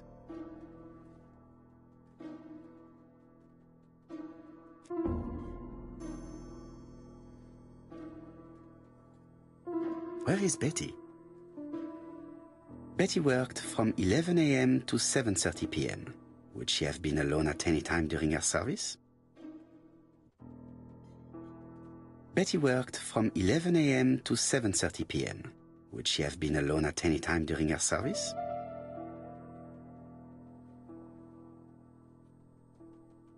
Betty worked from...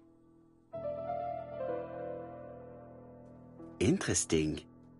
Betty was alone between 5 p.m. and 7:30 p.m. Who did she serve?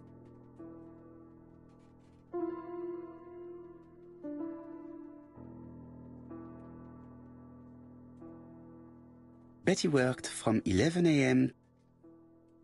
Interesting. No, this person is not the...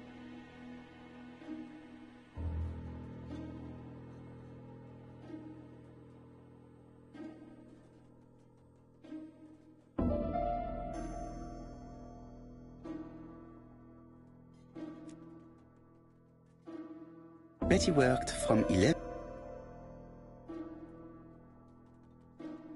Interesting. Betty was alone between... No, this person is not the last.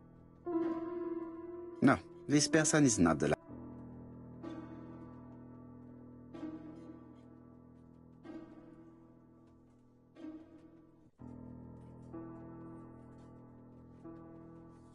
Most probably a single man, a whiskey lover. Maybe the murderer? This bill may have been written by Betty. There is probably another one.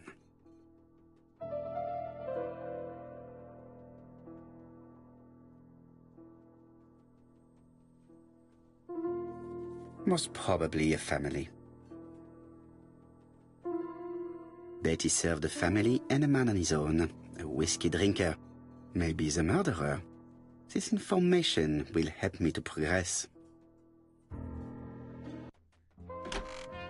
But, gentlemen, what are you doing? We are searching for clues, mademoiselle. My name is Hercule Poirot. I am a detective, and this is Captain Hastings. Does Betty Barnard work here? That is correct. She should have been here a while ago. Punctuality is the first rule of politeness. I fear that Miss Barnard will not be coming today. She has just been found, dead, on the beach a few hundred meters from the cafe. How awful. Poor young thing. What happened? She appears to have been murdered. This is most distressing. How this will affect my business, I shudder to think.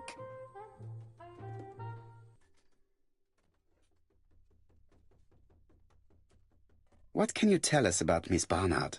Nothing, absolutely nothing. Miss Barnard was my employee. Her private life was none of my business. You did know at least that she had a young man. Indeed. This photo was found. Is this him? Yes, that's him all right. But I haven't seen him for some time. Do you think there may have been some problems between them? I'm not on those sort of terms with my staff. Now, please excuse me, I have work to do. The customer who ordered the whiskey might provide us more information. He may have been the last one to see Betty. Things. Maybe he is a regular guest. What do you think, mademoiselle? I don't think so. Our regular guests tend to order tea and cakes. At this time of the year, there are a lot of tourists about you never see again. That's what I thought. Time to visit Betty's home.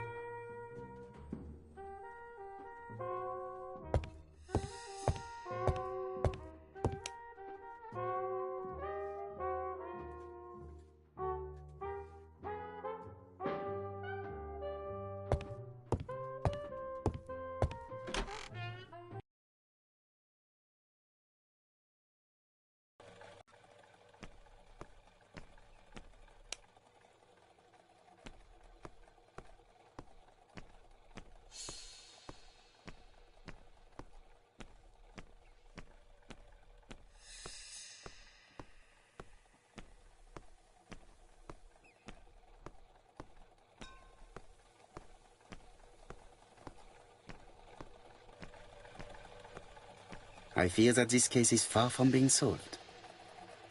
Come on, Poirot. You'll find the killer. Certes.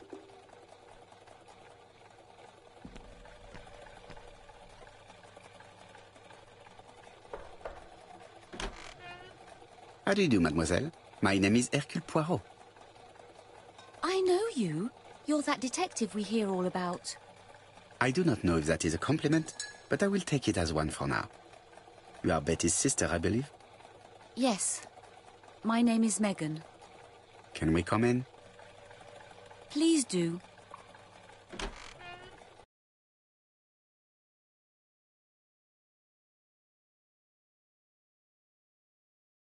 My parents are at the police station. I doubt they'll be up to speaking to you later. Do not worry. We will not bother them. Did you know your sister's plans for yesterday evening? No. I arrived by train this morning. My parents called me in a panic when they discovered that Betty had disappeared. She went out last night, but she didn't tell them where she was going. What was your last conversation about? Her new dress. She wanted a pair of black stockings to go with it. Mother brought her a pair. The very day it happened. She was crying. And to think that Betty never even wore them. Poor Mummy.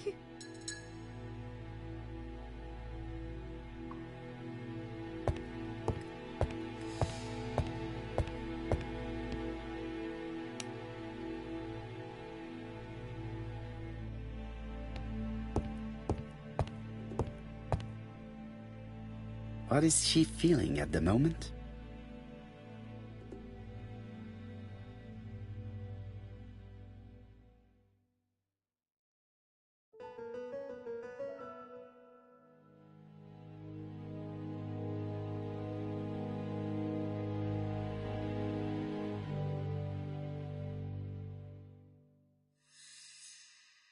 Mr. Poirot, I don't like being stared at.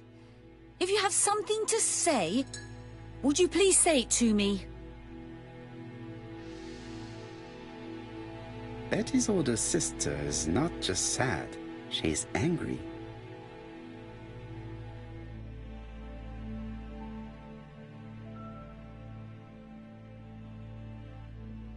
Did Betty go out often? My sister wasn't a child, sir. She used to go out. She enjoyed films, dancing. She was a very good girl who didn't hang around with men. That's what they always say, no? The pain is making you bitter, Mademoiselle Barnard. I'm not interested in your compassion, Mr. Poirot. Très bien, mademoiselle. Could you at least tell me a little about Betty's young man? His name is Donald Fraser, a very nice young man.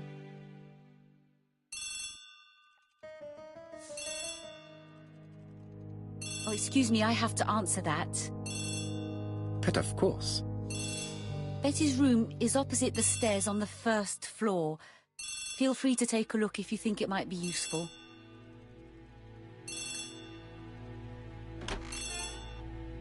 This young woman is far too clever not to have anything else for us. Do you think she's hiding something? That is what I'm trying to find out. Surely you don't think she did it? I did not say anything of the sort. But young women always ruin your judgment, Hastings. Who knows, maybe Megan was jealous of her attractive young sister. I see. She may have had her sights on the inheritance. Or maybe she was in love with Donald Fraser.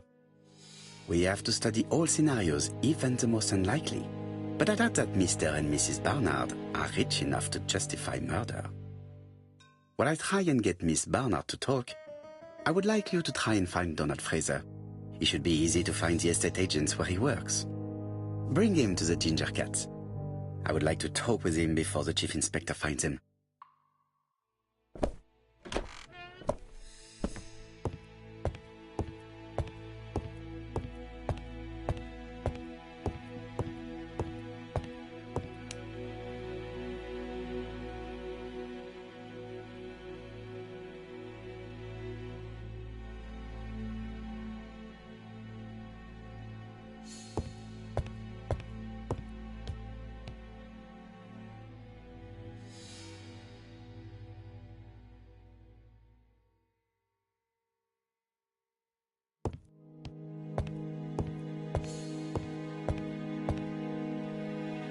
The Barnard appear to make music a priority in their budget.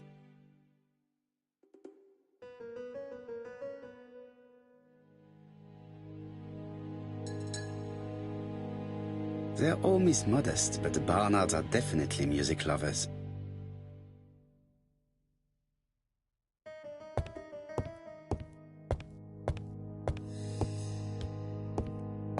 Family photos and files.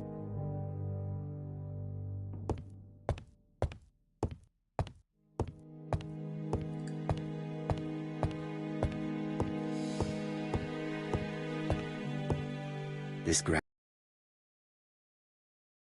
is a one-off, without a doubt.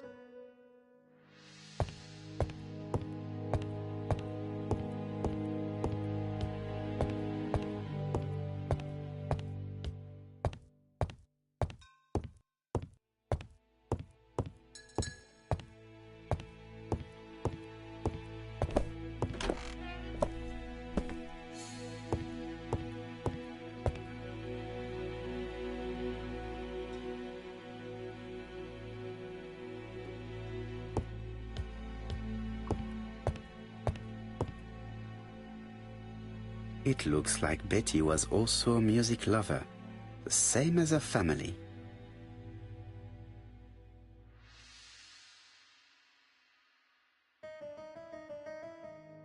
Without a doubt, Betty used to sing.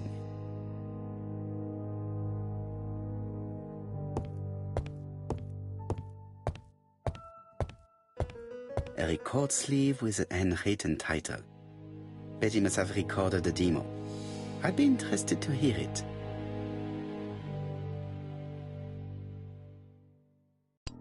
Something on this clock bothers me.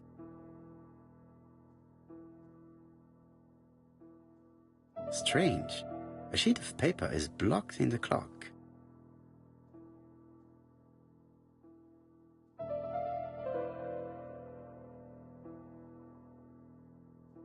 What a strange mechanism. I don't think it serves to turn the hands.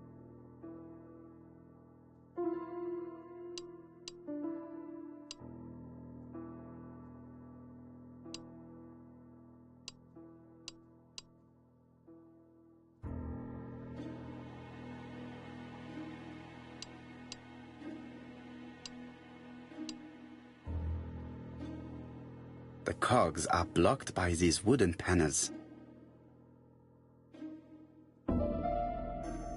The cogs are blocked by these wooden panels. The cogs are blocked by these.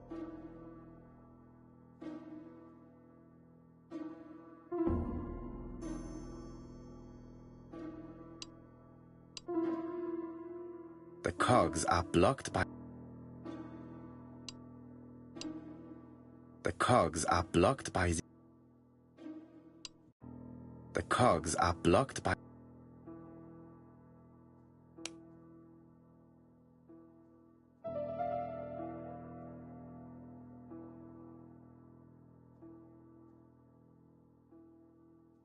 This metal disc is stuck.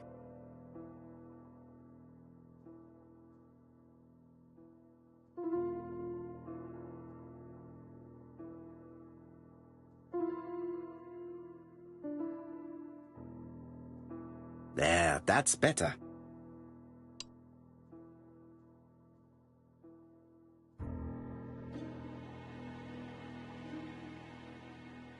Strange. A sheet of paper is...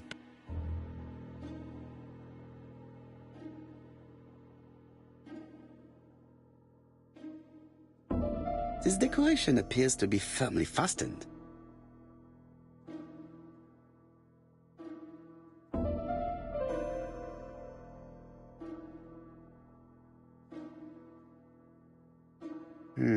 Could the screw be slightly loose?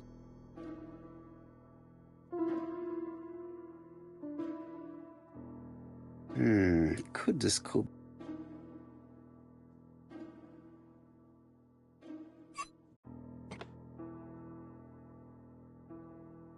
This wooden panel is blocked. I can't open it.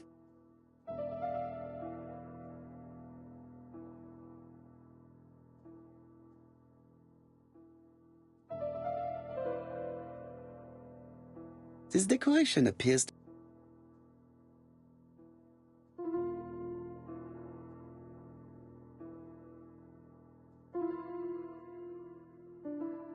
This leg is not well attached.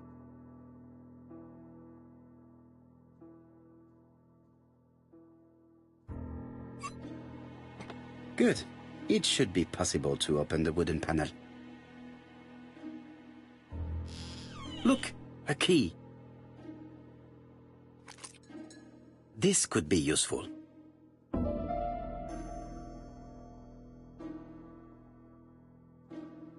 This decoration appears...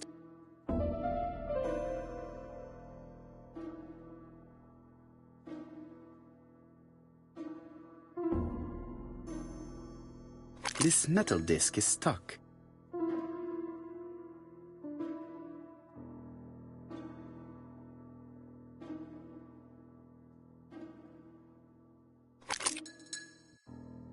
The central cog is blocked.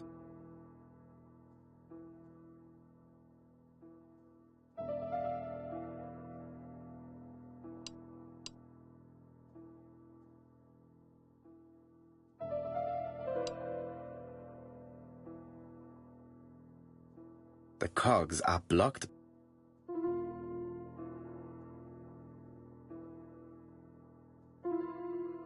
The cogs are blocked.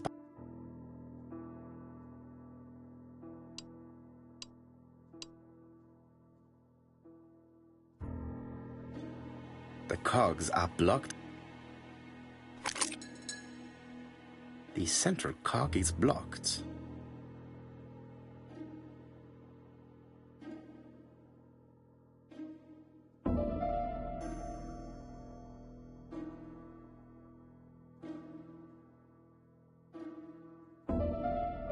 No, the key doesn't.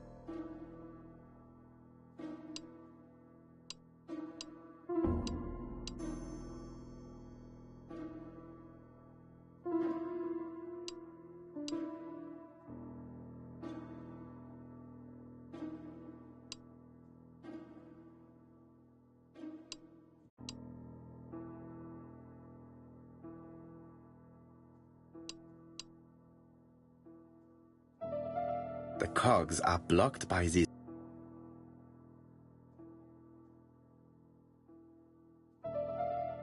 The cogs are blocked by.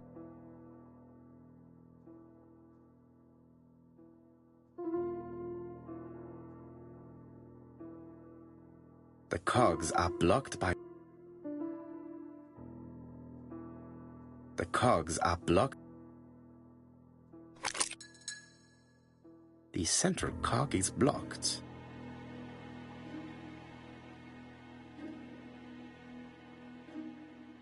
Strange.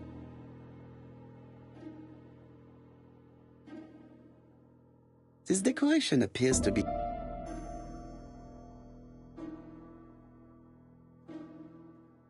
This decoration appears to be firm.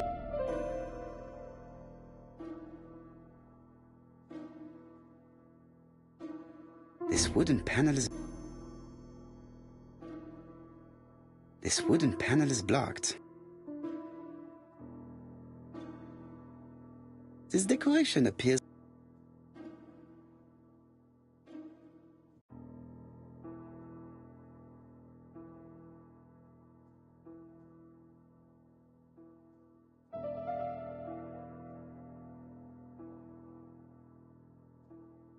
Strange.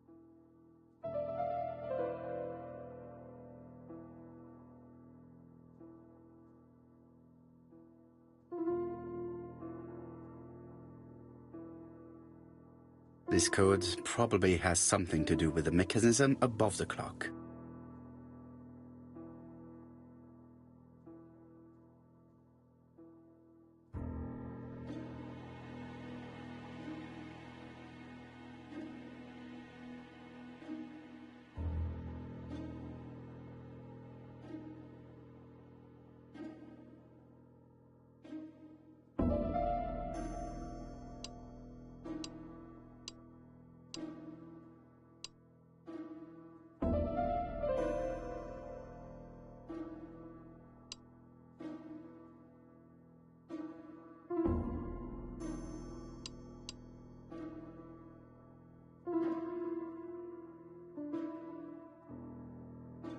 This code probably has something to do with the mechanism above the clock. This code probably has something to do with the mechanism above the clock.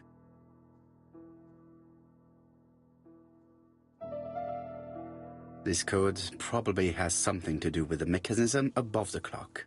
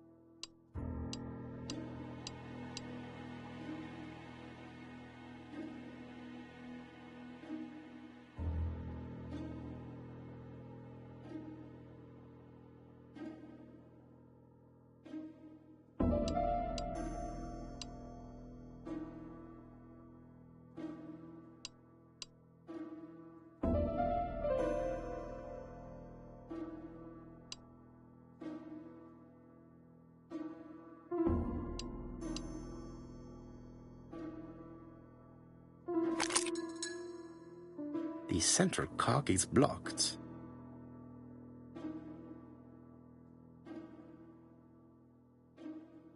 The cogs are blocked by these wooden panels.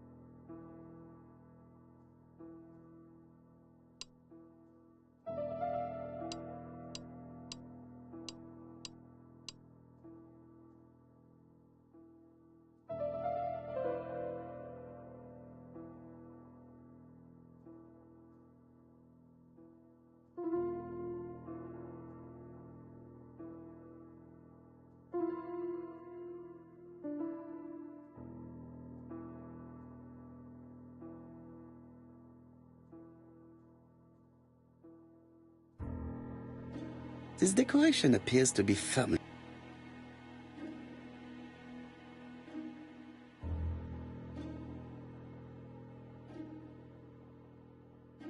This decoration appears...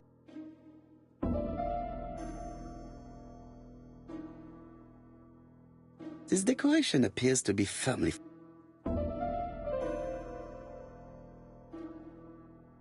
This decoration appears to...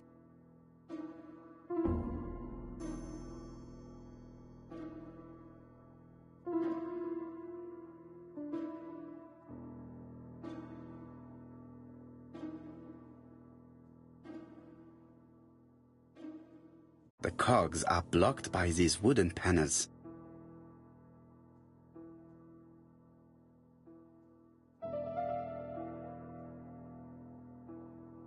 This metal disc is stuck.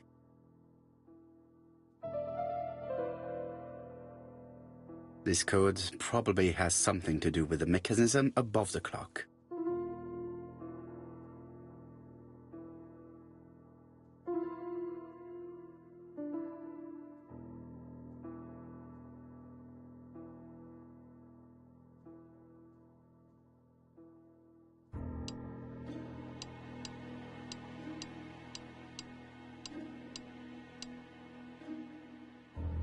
The cogs are blocked by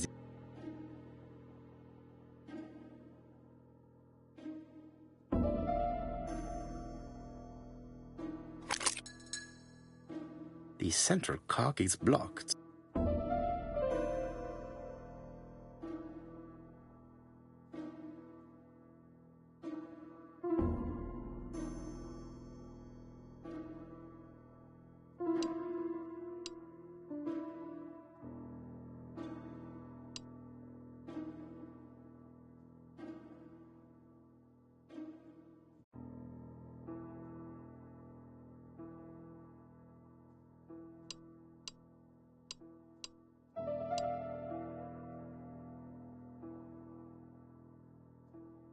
The cogs are blocked by these wooden panels.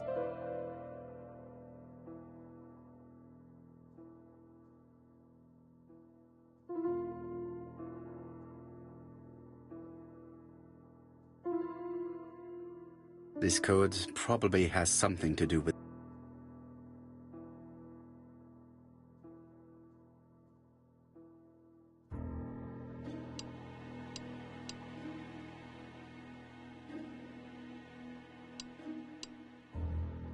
The cogs are blocked by these wooden panels.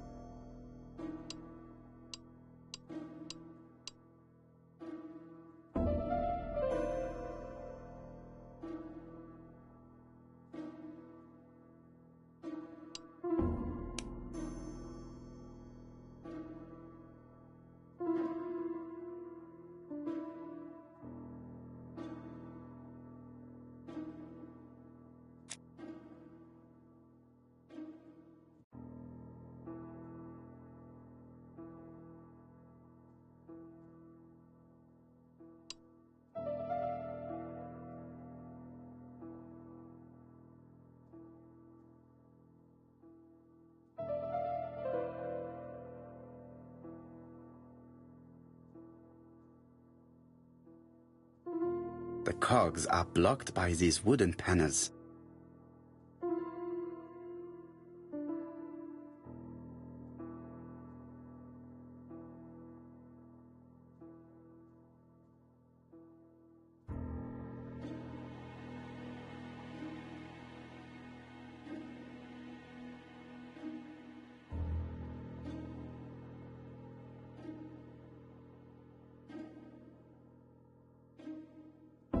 Strange. A sheet of... This wooden panel is blocked. I can't open it. This wooden panel is blocked.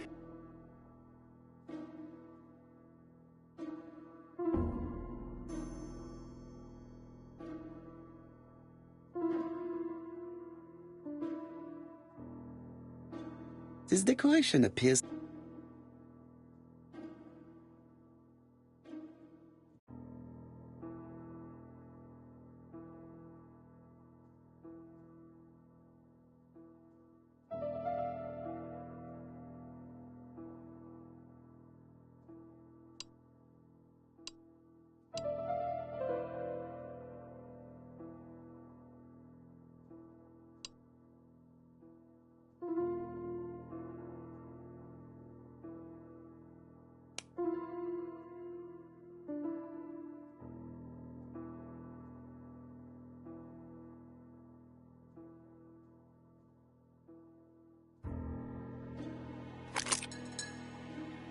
The central cog is blocked.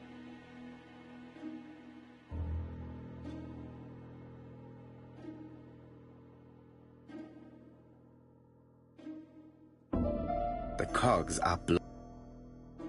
The cogs are blocked.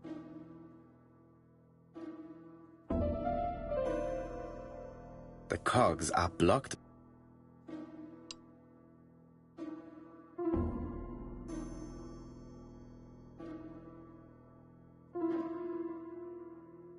This code probably has something to do with the mechanism above the clock.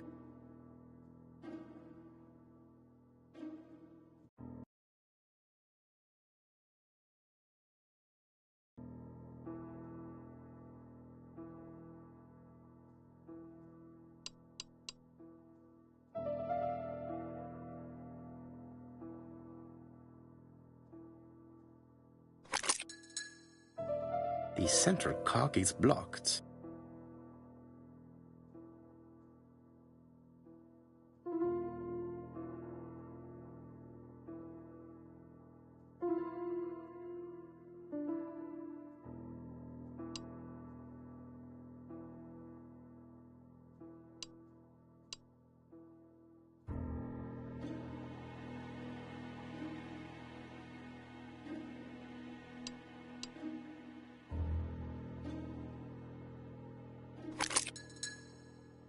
The central cog is blocked.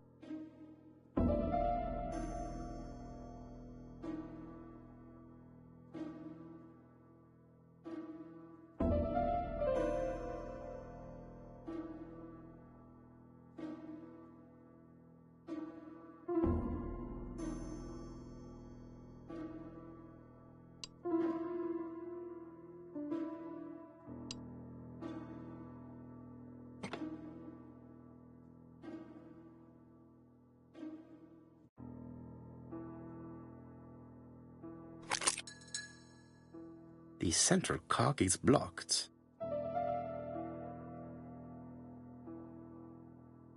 This metal disc is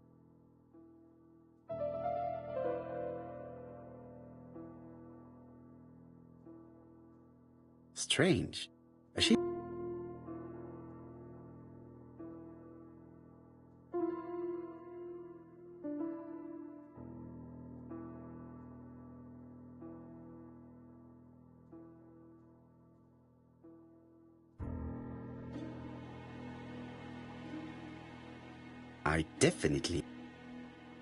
I definitely.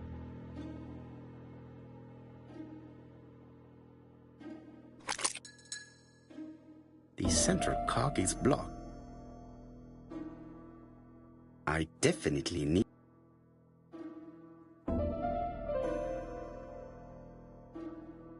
I definitely.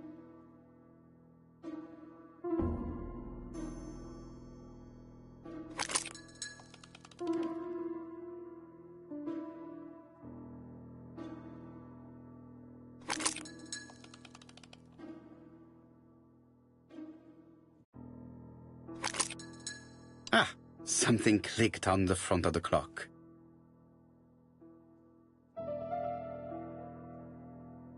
A new lock has appeared. A new lock has appeared.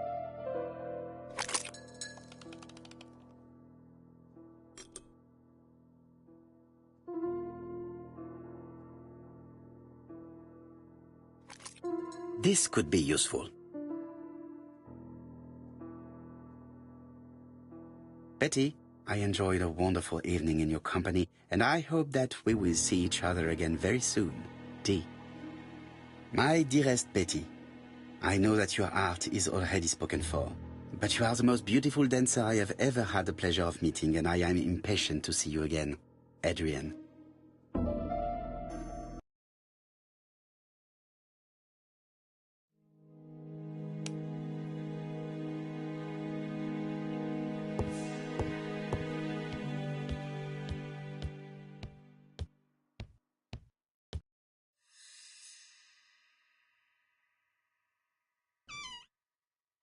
This small key should be useful to me.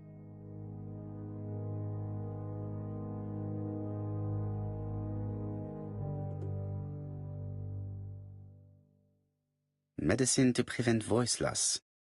Did Betty have problems with her voice?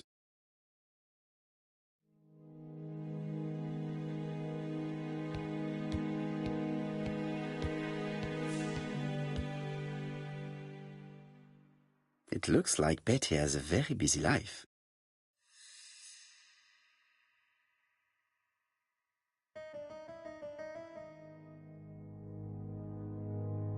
Betty liked luxury and going out, and being as pretty as she was, she probably did not have any problem getting herself invited.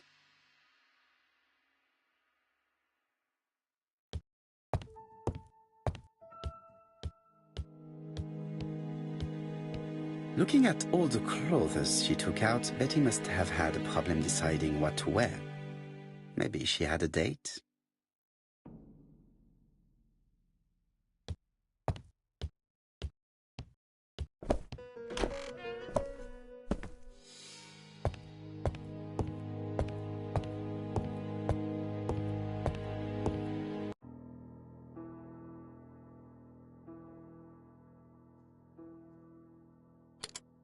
That doesn't work. I must have forgotten a step.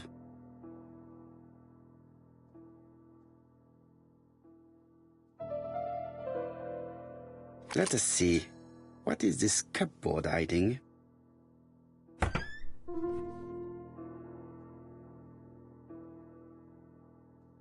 This looks like solfège.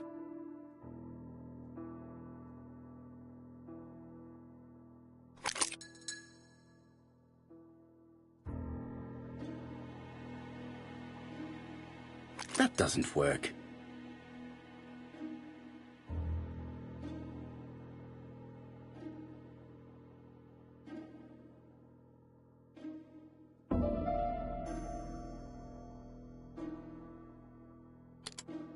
That doesn't work.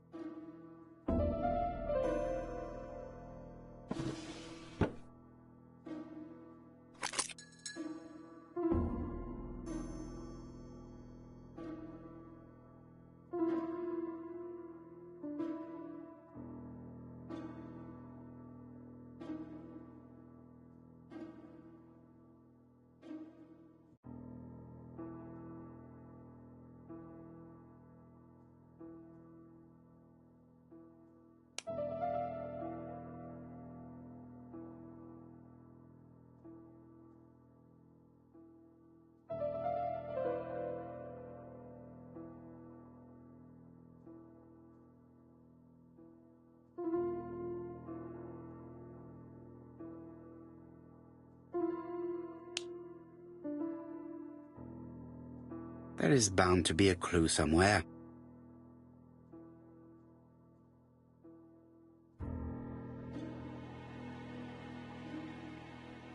This looks like solfège. There is probably a link with what I saw in the drawer. This looks like solfège.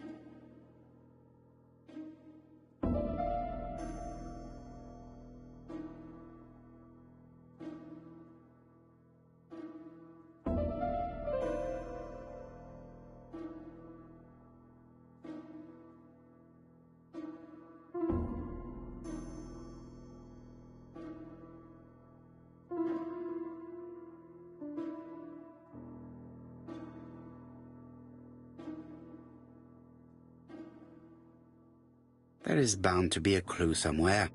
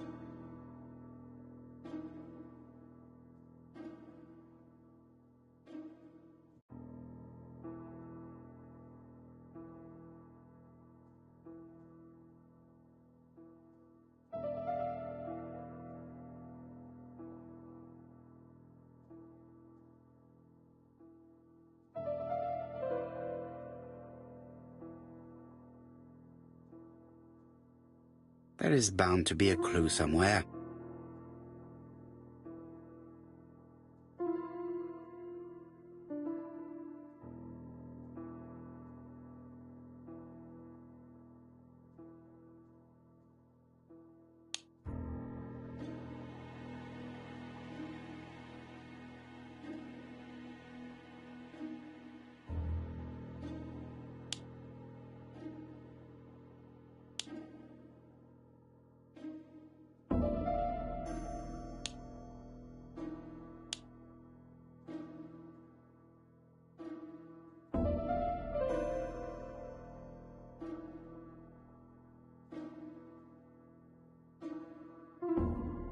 This looks like solfège. There is probably a link with what I saw in the drawer.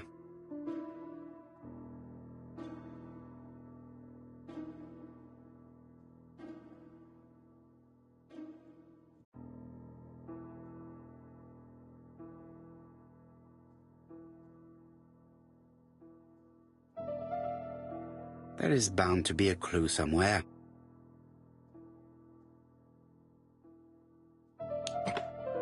I heard the sound of a mechanism being triggered.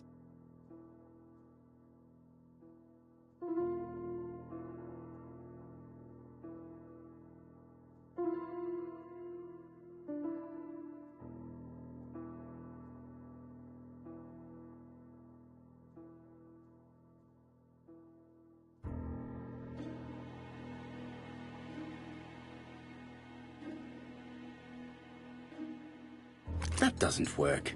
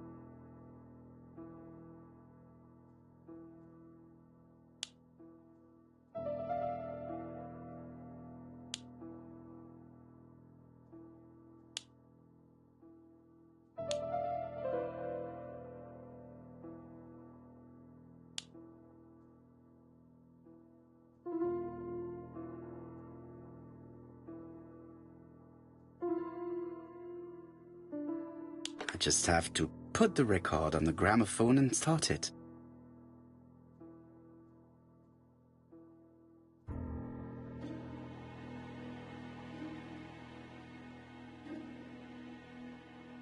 That doesn't work.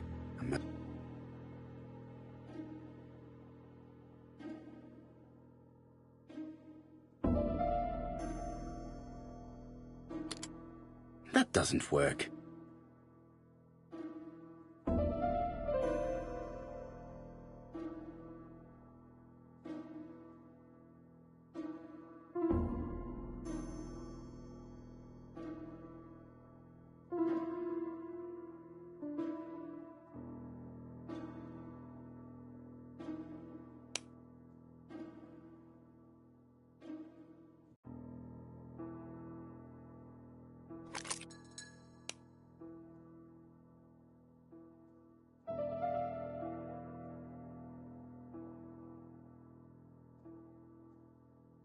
It looks like something goes in here.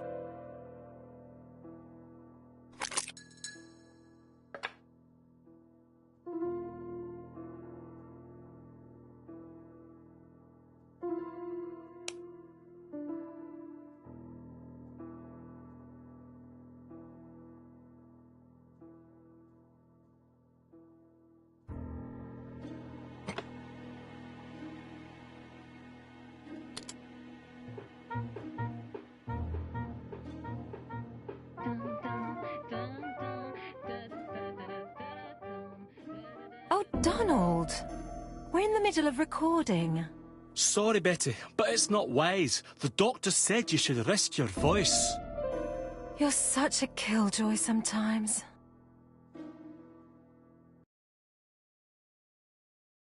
Betty was such a good singer. It's true.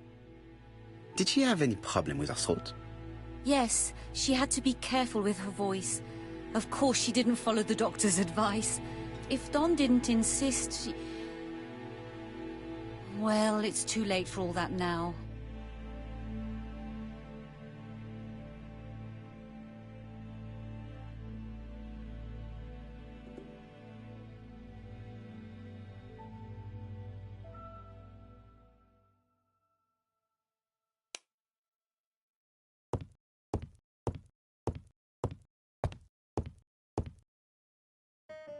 It looks like this woman is single, but she has feelings for someone.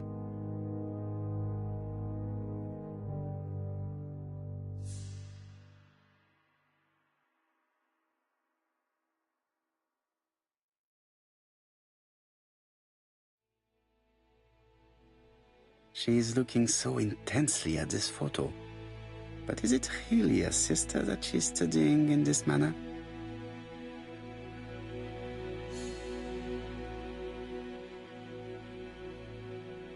They made the perfect couple, am I correct? Yes, in a way.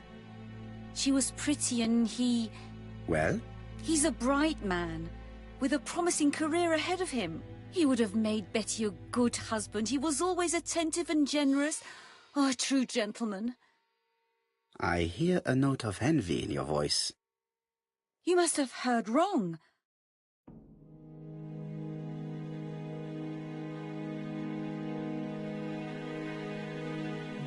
Donald appeared to be very much in love with your sister. Yes, he was mad about her. Mad, you say? Being madly in love can often be destructive, and Mr. Fraser was known for being jealous, I believe. No more than average. Men are always slightly possessive, especially when they are with a pretty woman. I am not your enemy, Mademoiselle Bernard. And you are not my friend either, Mr. Poirot, sir. Yes, but your lies are not helping Mr. Fraser, or you for that matter.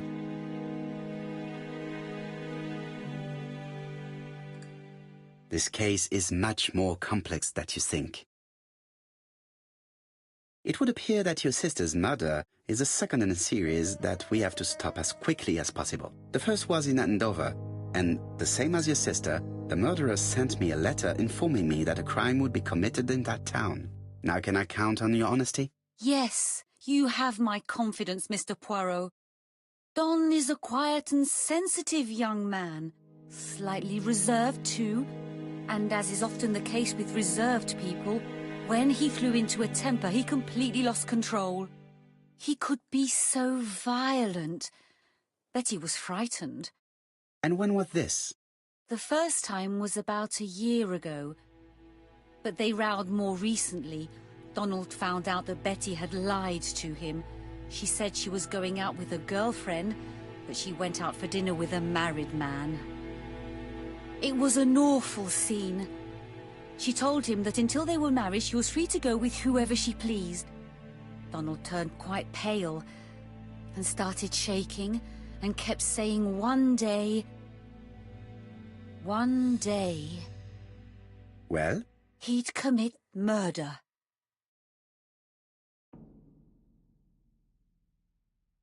So you were afraid that he would become our main suspect. I know that Fraser was jealous, but I wonder why you feel the need to protect him. Exactly.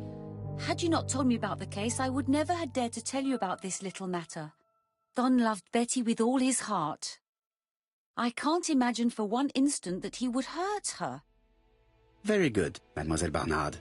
Thank you for your help.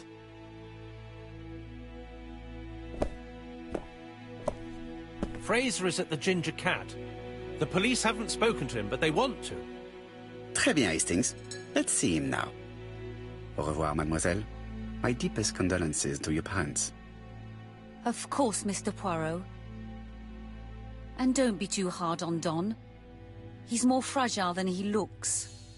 If you say so. Let us now try and get our brain cells to work.